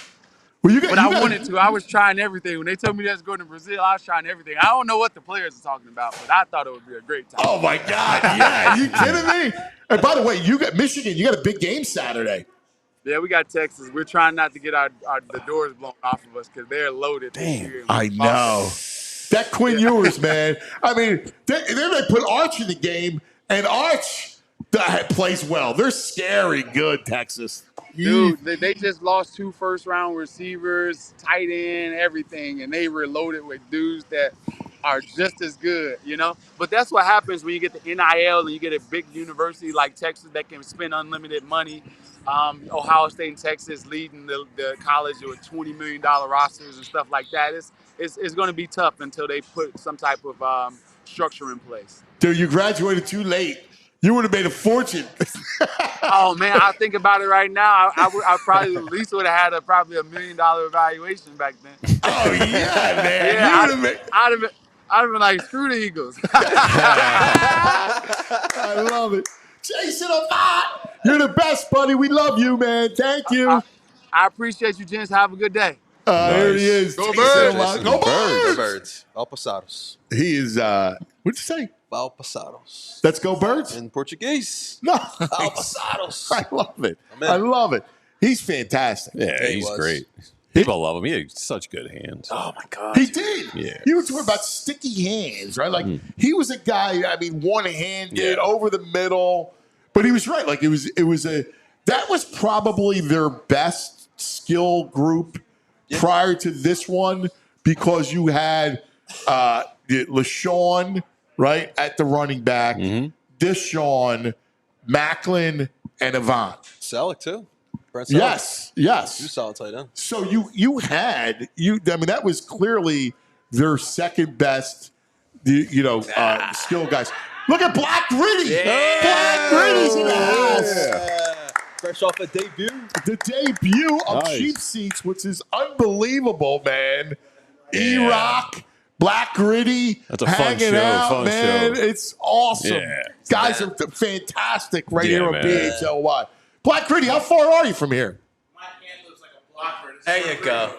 Oh, look, this is her home Primos. Fantastic. So I said, oh, I get you lunch. I'm like, all right, right here. Oh, I love it. I love it. I love it. That's fantastic. Come say hello. Come say hello. How you doing, man? Go strap down. Look at the camera. You're in front of the camera. Go see the camera. There he is. That's Black Gritty. Nice. He's the man. I love it. All right. A couple things. One off of this. I got some more stuff people love if you want to hear them too about football. Yes, I definitely want to hear about that. I just want to touch on something that Jason said. Yeah. Because this whole season, everything is coming down to Hurts. He just explained to you what happened last year. Like, we know and we talked about it. We've discussed it. They were good last year, skill guys. They're even better now. There is nothing that is missing from this offense. It's a quarterback's dream. Yeah, and this is if you're a franchise. Well, we'll see how the O-line holds up. But the interior of the line's a question mark. What question mark? Yeah, an interior. I mean, really? I get a new center, young, but you know that he's that. I know he's a good guard. All right. I mean, you got two great tackles, so the pressure's not coming from the edges. Right. Yeah. Well, in the I don't know, man. I don't think there's an excuse right now. Like this. Let's be fair. The wide receiver always blames the quarterback. Right? Always a quarterback's fault with the wide receiver. Yeah, but they're so loaded. Yeah. There's no excuse. Like, this is it. Like, the wide receiver always plays quarterback. That's fantastic. That's fantastic. But this is it, man. Like, they have Super Bowl talent. There is no excuse. Like, there's nothing else you want. Yeah. I mean, they should be putting up 30 points a game. Yeah. They're not. Yeah. It's Nick's fault. Well, I think the offense is it wouldn't be Nick's fault because he's got nothing to do with the offense. It would be Kellen Moore's fault. But there's no excuse. Your eyes? You got any excuse? I don't think there's any excuse. No, I mean, defense may be a little young, obviously. No, forget the defense. But like offensively, no, there's no excuse. We're talking about Hurts. Yeah, Hurts. This is it. He's the key. He's the key master. You have there's no excuses. Yeah, he's the key master. He's the one that's going to make everything go. And I think this year he's going to do it. Yeah, I think he's going to stand out this year. I think we're going to see him better than 2022. I do. I agree. He's got better weapons this year. He's got better weapons. He's got better, and you can keep him healthier. mentors and guidance this year. And Kellen Moore, I think, is going to unlock something Well, with that's him. what VG's saying. Yeah, I really do. I really think that's the case. I was listening to Jason Kelsey on the In the Heights podcast, and he was talking about the line protection, right? And how he's taking on that responsibility. Now he feels that it'll actually make Jalen more comfortable. Football! Now that he has full control of the offense, everyone's excited for football. Everyone's ready, cuz. Everybody's ready. My guys over here, they just getting lunch here at Primo's. They're ready. You guys watching the game tonight? Oh, yeah. Put big party tomorrow night for the Birds? It's fantastic. Like, everybody's a little happier. Yeah. Right during football season. There he is. The weather's great. Yeah, man. Like ideal weather right now. It's fall. There's nothing better than fall. Hey, boys, Lions, go Birds! Birds! Enjoy yourself, guys. So I got to tell you this story. This story is unbelievable. There's an update to this story.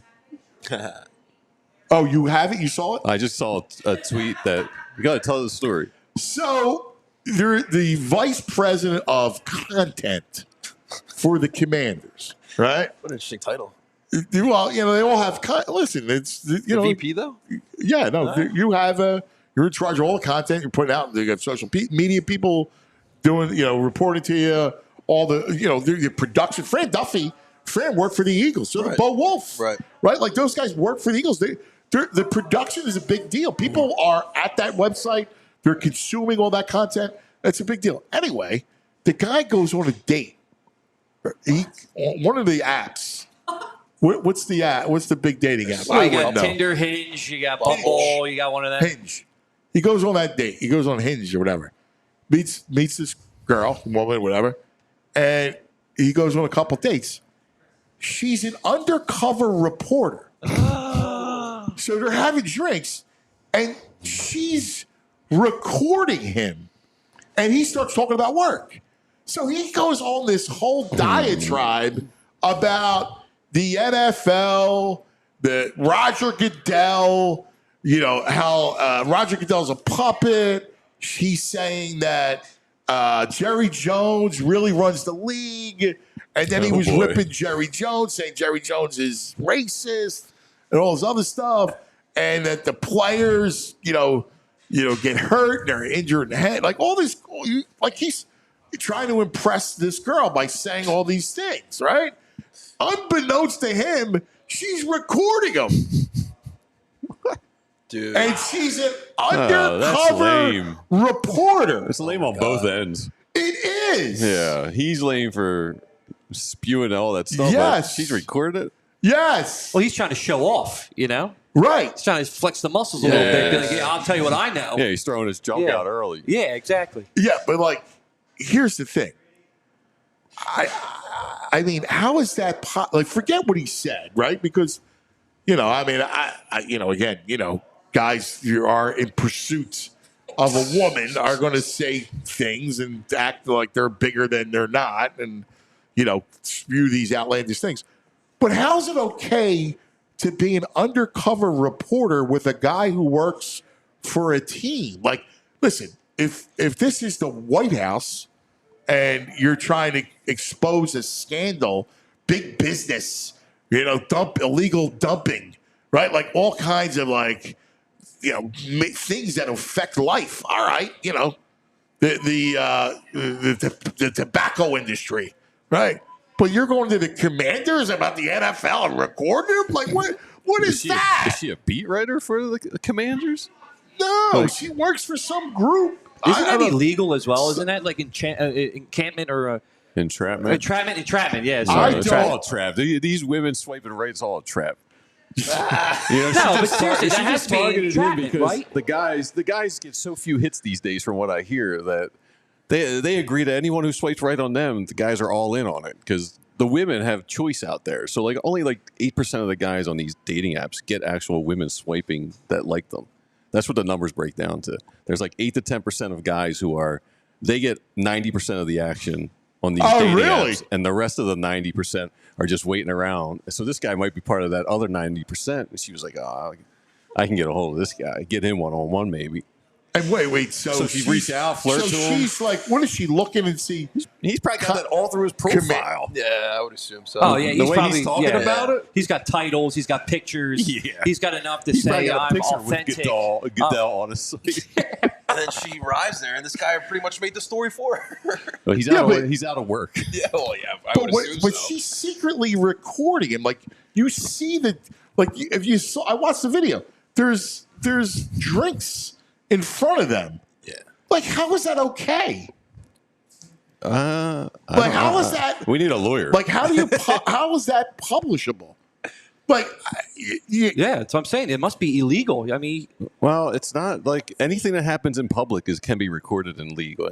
You can record anyone doing anything in public, and that's fine. I guess maybe it's the matter in how he gave the information. Like, if she's asking questions, would that be like getting him like illegally? I don't know. I was loose-lipped, like saying all this stuff. There's no wires involved. Maybe there's no wiretapping laws. He got canned. Well, is that what happened? Yeah. So he got fired? He's out of a job. I just saw the tweet come up. Because he originally got suspended. No, he's out. Like, how is that? That's crazy, man. First of all, you're stupid for talking about, like, where just be quiet, right? Like, you got to be. But I mean, it's kind of reprehensible on her point too. Because he had an old fashioned in front of him. He did. You saw it? Yeah, I have the video right here. Yeah, it's bizarre, man. It really is. It's crazy. All right.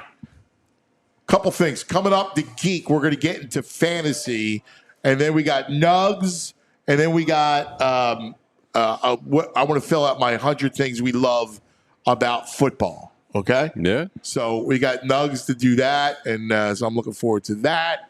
But I do want to talk about the Parks Casino, all right? Because Parks Casino, man, they got all kinds of stuff going on at Parks Casino. In fact, I'm looking it up now because there's incredible acts in the Excite Center.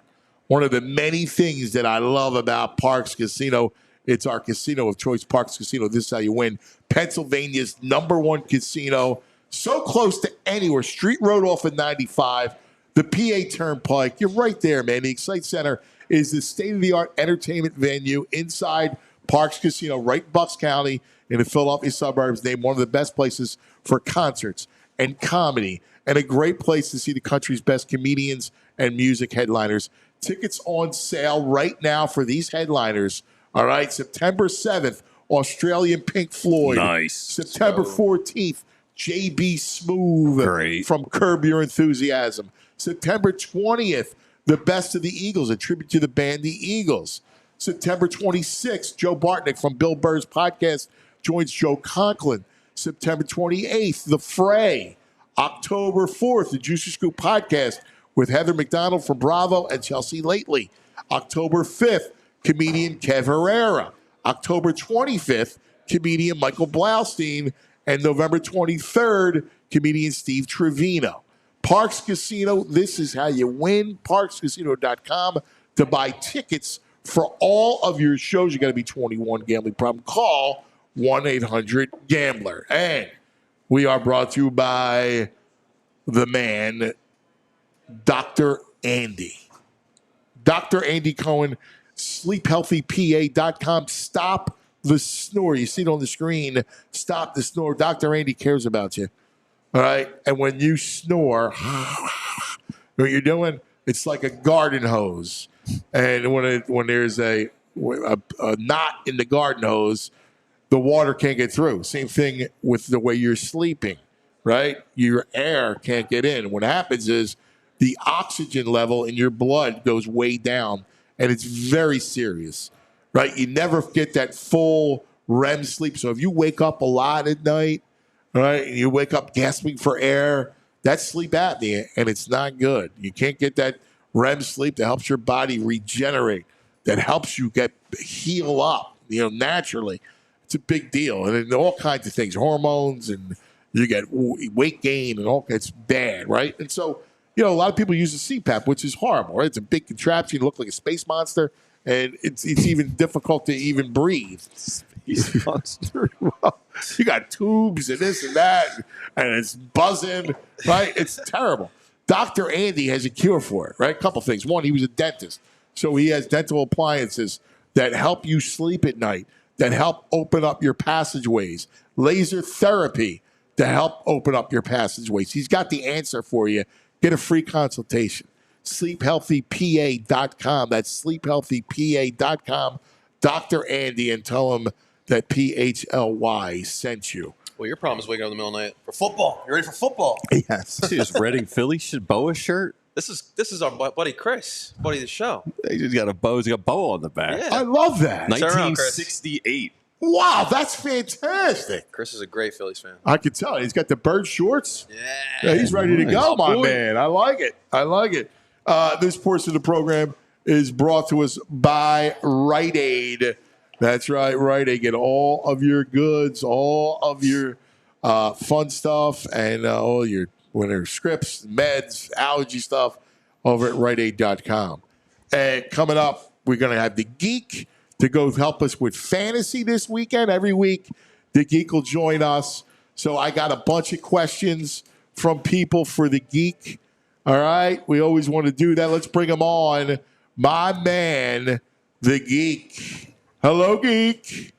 Hey, what's going on, cuz? What's up, What do you fellas? say, buddy? No, he's still got that Jet sign behind him. That's up. I haven't given up yet. Not yet. Are you ready, buddy? I am so ready for tonight. I feel like it's been forever. And I'm so excited. You're setting up your lineups. It's back in it's like riding a bicycle. You get back on and you're right back in it. And that's how I'm feeling right now, cuz. So let's start off with the draft, right? Like, give me some of the guys that you love that maybe people were drafting, that sort of thing. Yeah, I mean, you of course you love the main guys, your CD Lambs and your Tyreek Hills and the studs. And I'm always excited about some of the later players that I think are going to outplay their ADP. A big one for me has been Malik Neighbors on the Giants. I think he's going to be a PPR machine. Another PPR guy, like points per reception guy, Deontay Johnson, really late in your draft is a guy I think is going to be useful and surprising for a lot of people. Running backs, Zamir White, not a sexy name, but might have some sexy production this year. Looks to be a workhorse on his team. Devin Singletary, another guy like that I know it's the Giants. We hate the Giants. I hate them too, but I don't care. It's fantasy football. And he looks to have very little competition for touches on that Giants team as a running back you're getting late in your draft. So I do have, some last-minute advice. Most people have done their draft already. Right. You have your team. It's drafted.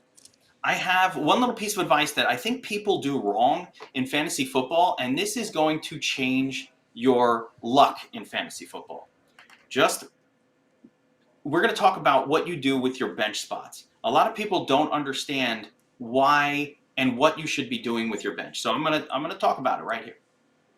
So instead of holding mediocre players that are never going to play and you're never going to start, most teams, and I'd say throw some names like Olamide Zacchaeus or the Jacoby Myers.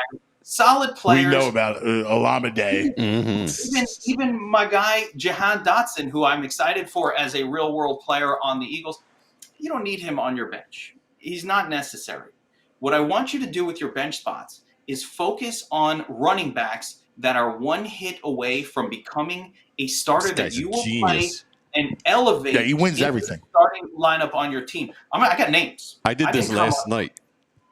But the Jordan Mason backing up Christian McCaffrey, right? If he's available, get him, because if McCaffrey gets hurt, and he gets hurt a lot, Jordan Mason is now your starting RB1, not like some garbage on your bench. You're playing him in your team.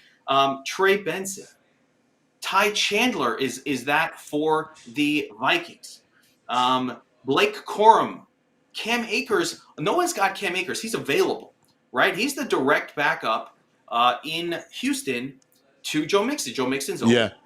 Yeah. I'm even going to go close to home. Blake Corum, I love him. Michigan. A lot of people think Blake Corum might take the role. Jalen Warren is another guy like that. Yeah. Kenny Gainwell, Tank Bigsby. So what I want everybody who's watching this to do, listen, we already drafted our team. I can't help you now. It's too late with the draft. But I'm going to help you with your bench. Load it up with running backs that are one hit away from not just being a starter for their team, but being a starter for your fantasy team. Because it's like getting a bonus second or third round pick, and that's how you win the league. More talented players. When you don't have these guys, what you end up doing is just blowing your whole fob on them when they become available, and you only get one shot at that. So I want you to load up with as many of these. We don't know which guy's going to get hurt. We don't root for injuries, but this is what you want to do. No. Listen, that's brilliant. That's why you are what you are. By the way, a couple things. I got a question for you from Dev. Pick 2, 12-man PPR, Christian Watson, Xavier Worthy, who I love, by the way, and Devin Singletary. Yeah, I love Worthy as well, especially this tonight, right? I'm excited about him. I would go Worthy and Singletary here, but not to say that is a good trio to choose from. The reason I'm choosing Singletary is just I'm always going to play a starting running back over a wide receiver. They're just more likely to score a touchdown. But in general, those are 3 really good bench players, or any two of those 3 are going to be just fine. But I'd go Worthy and Singletary there. Yeah, I love Worthy. I just think Worthy is going to be one of Andy's toys. He's got great speed. He can catch the football. They're interesting now because they had no receivers last year. Yeah, that team has magically transformed in an offseason. Rashee Rice, no suspension, so he's back. Great. With Worthy in there, Kelsey becomes more of a factor as well. Last season, they didn't have to do anything to cover over the top. So the safety, who's he? He's doubling Kelsey. He can't throw it to Kelsey all year. Kelsey had a tough time. Plus, T-Swizz up in the stands, he's looking up, he's distracted. So we got some, there's another one. Sitter start Xavier Worthy tonight. A lot of Worthy questions. Sam from England wants to know. He's got Cortland Sutton, DK Metcalf, Brandon Ayuk. He needs 2 of 3 in a PPR. I mean, it's Metcalf and Ayuk. That's not even a tough one. That's an easy one. Sutton is your emergency backup plan with that crew. Not trusting Bo Nix. I like Bo Nix, by the way. I am excited about Bo Nix, and for fantasy, he runs more than people think. I love the legs, but not week 1. And I don't really trust Cortland Sutton that much as being good. I'm not convinced that he's anything good. All right, give us some good matchups because we can also play along with the DFS. And if anybody on the chat's got more questions, VG will have them for you. So let's go quarterbacks. What matchup? Which quarterbacks do you like, either for DFS or to kind of help you in your league? Absolutely, a lot of great spots week 1. Of course, Josh Allen is always in play, and Tua in a great spot if you're willing to play a pocket passer. But the 2 guys that are popping for me the most, Anthony Richardson is topping my list. Combination, especially on DraftKings, of salary and his upside with the running is crazy. I love what I actually just bet the over on his passing yards. Go over to Parks. Get that in. Take that money. Oh, my man. He's got a Sharp app, too. Like, he's got his own app, his betting app.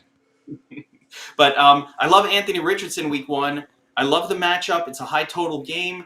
They're at home in the Dome, and he could run it. He could throw it. I watched every pass on the preseason for Anthony Richardson. He's throwing short slant passes. He's not the best at, sort of being a quarterback, but he can land. He can hit the slants.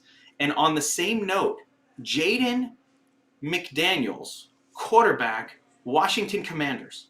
You like Jaden Daniels, huh? Yes. Jaden is basically, I think, a better version of Anthony Richardson. It might take him a minute, but he was a better thrower. Listen, I loved him at LSU, man. Daniels. I like Daniels. I do. Yeah, everything about his profile was spectacular. He profiles as he has the arm. He's got a little of that pocket passer ability, but he can run with the best of them. That is the perfect mix. I don't love the weapons in Washington. It's pretty much McLaurin, and I don't know anybody else who's even on the team at this point. But who cares? He does it with his legs. Throw it to Zach Ertz. What do we call him? Zach Ertz. Zach No Yak. No Yak. I used to always rail at Ertz for No Yak Zach. No Yak Zach. Yeah. I don't need Because I'm a Goddard guy. So I was always like, No Yak Zach. You remember. I love you, Geekus Aurelius.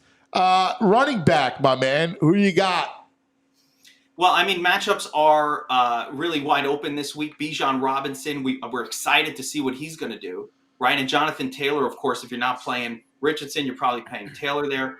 Some of the names, though, I think are super safe. Rashad White, just a comfortable play in week 1. Yeah. You know he's going to get 25 touches. You know 4 of them will probably be receptions. The team is favored. It's not a 25, 30-point upside play, but it's more of a safe play for us. I also kind of like Kenny Walker a little bit at home, touchdown scorer, taking on a Denver team that's just not that good. So a couple of names like that look pretty good in week 1. And of course, Devon Achane, so scary. Only going to get 12 to 15 touches, but no one has done more with the touches over the course of a career than Devon Achane. I love that spot. If you guys remember, Miami is just really good week 1. They it's warm in Miami. They run the ball, man. They can run. They can run it. You saw last year. I mean, they went back and forth, and their running backs took turns popping. It didn't matter which guy. So Achane is just a really great spot. And I'll give you my sneaky wide receiver of the week since we're in Miami already. Everybody, in daily fantasy sports, being contrarian without being stupid is the way you win. You gotta. It's the hard balance because most of the time when you go contrarian, don't be stupid, but be contrarian. Right. Great advice. It usually is that, but I have one that I really like. Everybody's going to play Tyreek Hill, and I love Tyreek Hill. I love Tyreek Hill week 1. I love him every week. The cheetah, right? We love him all the time. Sure. But Jalen Waddle gets overlooked because of Tyreek, especially week 1. Tyreek Hill is projecting as the highest exposure player that anybody will have on any team in daily fantasy for the week. Let's be a little different if we're trying to beat 1 million people to take down that $1 million prize that they have on FanDuel and DraftKings in that big contest. You cannot be the same as what they're doing. So I'm pivoting to Jalen Waddle. Give me some Waddle. He's priced down on DraftKings this week, 1,000, 1,500 below where he was all season last year. I don't know if it's a misprice. I thought it was overpriced last year. Now he's correctly priced. But I love him week 1. So that's my sneaky tournament play. That's not stupid. It's a smart contrarian play. Unusual. Well, that's why you're the geek as it really is. You always come up with intelligent picks. So give us some other receivers that you like. Yeah, I mean, obviously the whole upper tier is exciting. Amon-Ra on Sunday night. Love him. So those are the easy ones. And CeeDee Lamb is playable where he's at. They're all good. Even Mike Evans, they're fine. But if we're making our way down the list a little less expensive, I already mentioned, I think Deontay Johnson is a playable sort of salary saver guy. I'm confident that one of the Chargers wide receivers is going to get 10 targets. Is it going to be Ladd McConkey? Is it going to be Palmer? I'm leaning. I don't know. But it's one of those two guys. And they're both cheap. On the Bills, we also have all new wide receivers. Who's the best guy? I think it might be Khalil Shakir. Yeah. I think as a wide receiver, he might be exciting. Of course, Kincaid at tight end for the Bills. Very exciting play this week. Well, the tight ends are a big deal now. So who do you like? Because the offense they're all glorified receivers. Yeah, I mean, I'm loving the new sort of thing at tight end that's going on. Kyle Pitts really is popping for my model in week 1. Priced down at the cheapest of that group and should see an elevated target share now with Kirk Cousins at the helm. Everybody loves Kincaid. Everybody loves Sam Laporta. Not much to talk about there. But one other name that really people, I think, ignore, and again, another tournament kind of name, is Evan Ingram. He was great last year. I mean, the guy was averaging 8 targets per game. That is an insane number of targets for a tight end. I don't necessarily love the Jaguars this year as a whole, but I do like. Doug will always go with his tight end, so that's why in Doug's offense, the tight end is Peterson's offense. Tight end is paramount. So I can see why.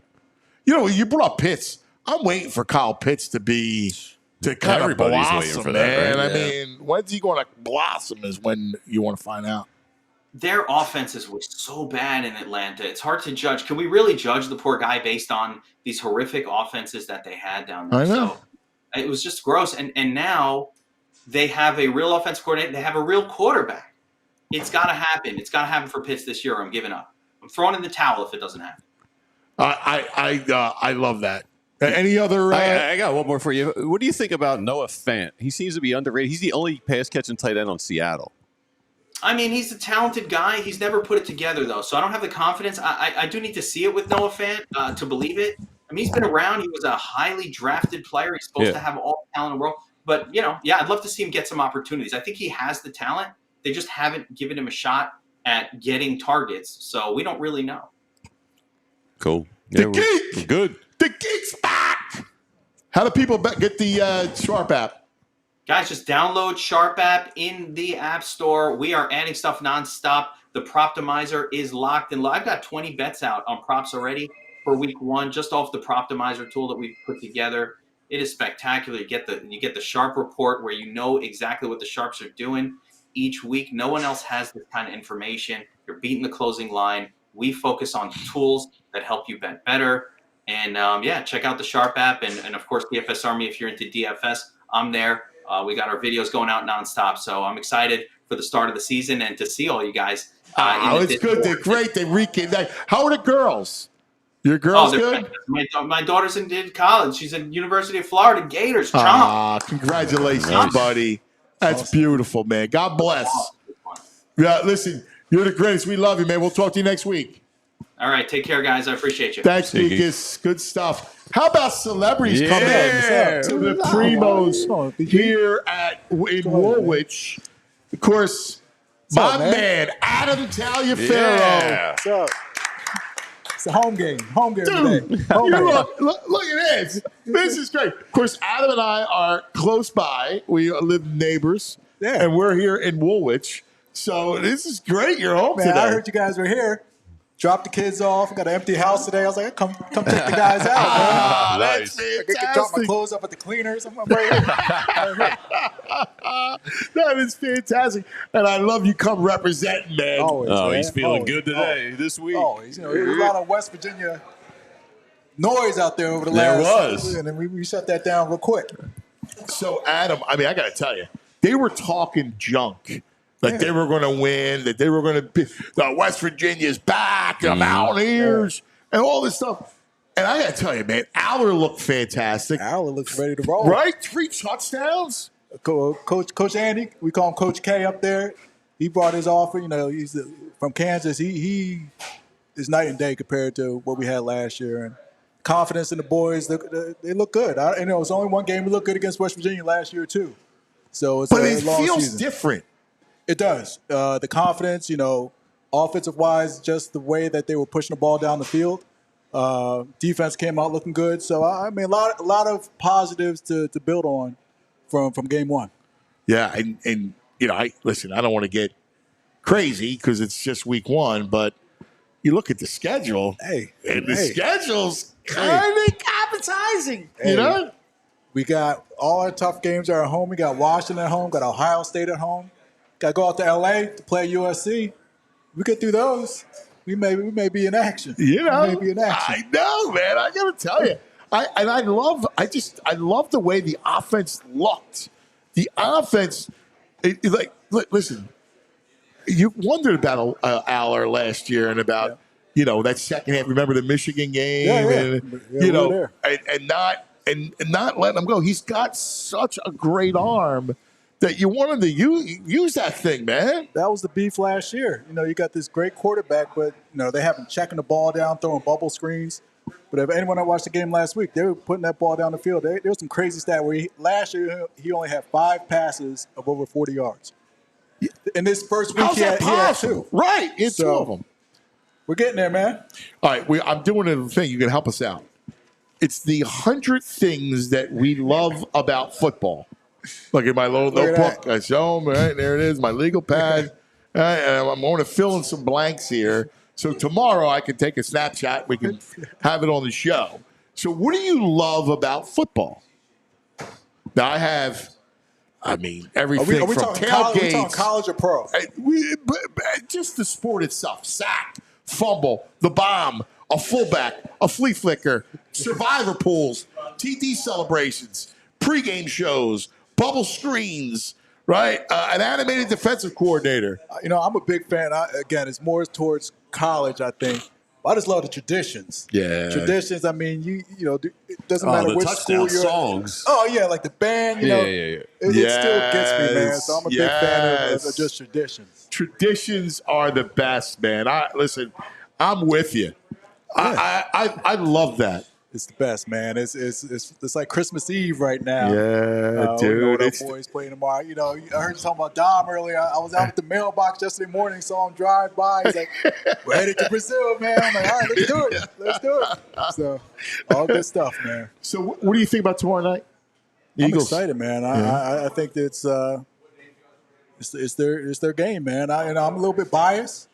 But I think Jalen's got a lot to prove. And this entire team, just because of the way last season ended, I think they want to show folks that this is a different team. We got our new coordinators coming in. There's a lot of parallels between Penn State and the Eagles. You got new coordinators on both sides of the ball. And I just think they're going to come out and show the world that this is a different Eagles team this year. Look at that, VG. I sit with hang out with us for 10 minutes. We got some nugs? Yeah, you want to go? I want to go for our nugs? By the way, we didn't talk fightings yesterday. Went to Phillies, man. Balling. Right? Balling. All of a sudden, I'm a baseball guy now. I know you are baseball.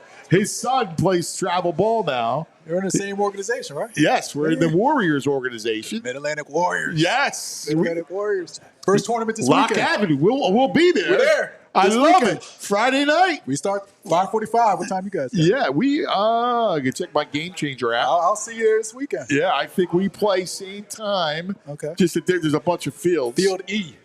Yeah, we are, because I know we're playing. We have there's always, I got a game today. Anthony's playing high school, St. Augustine, Paul 6, today at 4 o'clock. I saw the picture looking good in the blazer yesterday. Thank you, my brother. Yeah, we play, look at this.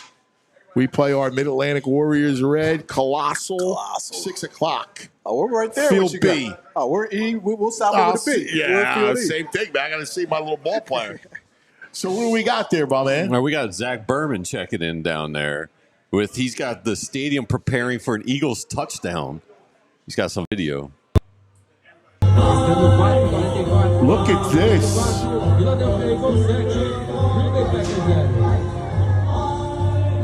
Oh, this is awesome. Live in Brazil. You're looking at it right now. Corinthians Arena. Very good, Zachariah. Good stuff. Corinthians Arena in Brazil. Yeah, we got another friend of the show checking in from Brazil. He threw a little something out last night. Baldy, you ready? Baldy living the life. Hang gliders coming off the mountaintop here. Hotel National, kind of a famous monument here in Rio. Got to spend a day in Rio before we head to Sao Paulo for Friday night. He's the greatest. 2 days in a row, 2 days away from kickoff, but let me go catch a few waves. Look at this. Woo, baby. The water is cool, clear, lives a life, and man. wickedly strong. Wickedly strong. Enjoy that break right there. Woo, baby. Baldy's going to get taken away. Come on, come back. Come back, Baldy. Does he have a waterproof phone? Like, he must have a case or something. I guess. He's insane. That's like shark-infested water. Yes. That water is so rough, and he is so far out there in those breakers. He's a wild man. Yes. Oh, my God. He's unbelievable. Hey, so there's a thing going around called raw dog flights. Do you know what this is? People watch this. Yeah, I got a video anything, for right? it. Anyone who doesn't know, we got a little video explaining it. And so these people challenge themselves. Why are men suddenly raw-dogging flights? Men are going viral for staring at real-time flight maps to get through long-haul journeys. They challenge themselves to not eat or drink, deprive themselves of any entertainment, and aren't even allowed to visit the bathroom. The barebackers believe that true raw doggers take no indulgences. So, are you a true raw dogger? Could you do that? I know, but you couldn't sleep. But could you just sit there on a long flight? No. For 8 hours? There's no way, staring at the screen that goes on the flight where you can look at the map. Yeah. I like checking the map. I'm over Ireland. We're over whatever. And I enjoy that stuff. But why in the world would you want to do that? It sounds horrible. I flew to Japan from Vancouver, and the guy in the corner, we had the aisle seat in the middle seat. The guy in the corner sat there just straight up with his eyes closed, not sleeping, just straight up for all of the flight. Oh, he was doing it? No, he was just sitting like this, straight up, not sleeping. And I was like, man, is this guy in some kind of zone? I was a little worried he was going to flip out. He was going to Japan. He's a Buddhist. He meditated the entire 9-hour flight. Didn't move, didn't drink. Awesome. For 9 hours? Yes. And he was going to Japan to go to some monastery for 3 months of meditation. Really? Well, listen, for that, I understand it. But why in the world would you want to do that? What are you accomplishing? It's a man thing, dude. It's tough. You don't need no entertainment. You don't need no sleep. You just stare at the map. Get out of here. Stare at the map. Yeah, listen, I heard the Packers. I heard the Packers raw dog. The whole team raw dog the flight, getting ready for this game. They just stared at the screen. It's so bizarre. It's so ridiculous. It really is. Oh my God. All right, we got a couple minutes and then we'll let you free. Yeah. But you got one more for I'll do Adam? one more. We got Michkov in motion. Oh, I want to see Michkov. Look, he's the wonderkin. The Flyers, the new guys. This is the new guy. Flyers. Yeah, he was getting his picture taken with Fedotov for the upper deck cards. Yes. But then someone tweeted out video of him doing a photo shoot, a video shoot for EA Sports. And I think we got it coming up. So he looks good. He's it's nice to see him skating around. Yeah, dude. He comes down with a little stick handling action. But they haven't had. Look at this. Yeah, they haven't had. Dirty. Yeah. They need skill. Yeah. They finally have skill. That's the biggest thing. Yeah. One thing about the Eagles I'm going to ask you about. Yeah. It's called, we talk about relevance. Our Rite Aid back in the day moment, don't forget Rite Aid back in the day, was 1998, where the Eagles were horrible. I used to go through this conversation all the time. Would you trade 10 years of irrelevance for one Super Bowl? I'm in. You're in? I'm in, yeah. I'm in too. I'm in. Yeah. Why? Because you wouldn't have anything to look forward to for 10 years. I could ride the Super Bowl away for 5 years. Then I'll just do the next 5. You really could. You could give it up. You would give up. Think about this. 10 years of, if God hope you lived to 100, you would give up 10% of your football life. For that one. No. BG, I'm with you, brother. Yeah. No. We want to celebrate every year. Our diehards probably would. All right. Our diehards, thank you. That's going to do it from us here at Primo Hoagies. Everybody have a great day. For Adam and JP and VG, we love you guys. We're going to see you tomorrow. Go football, baby. Yeah. We all silly like the mayor.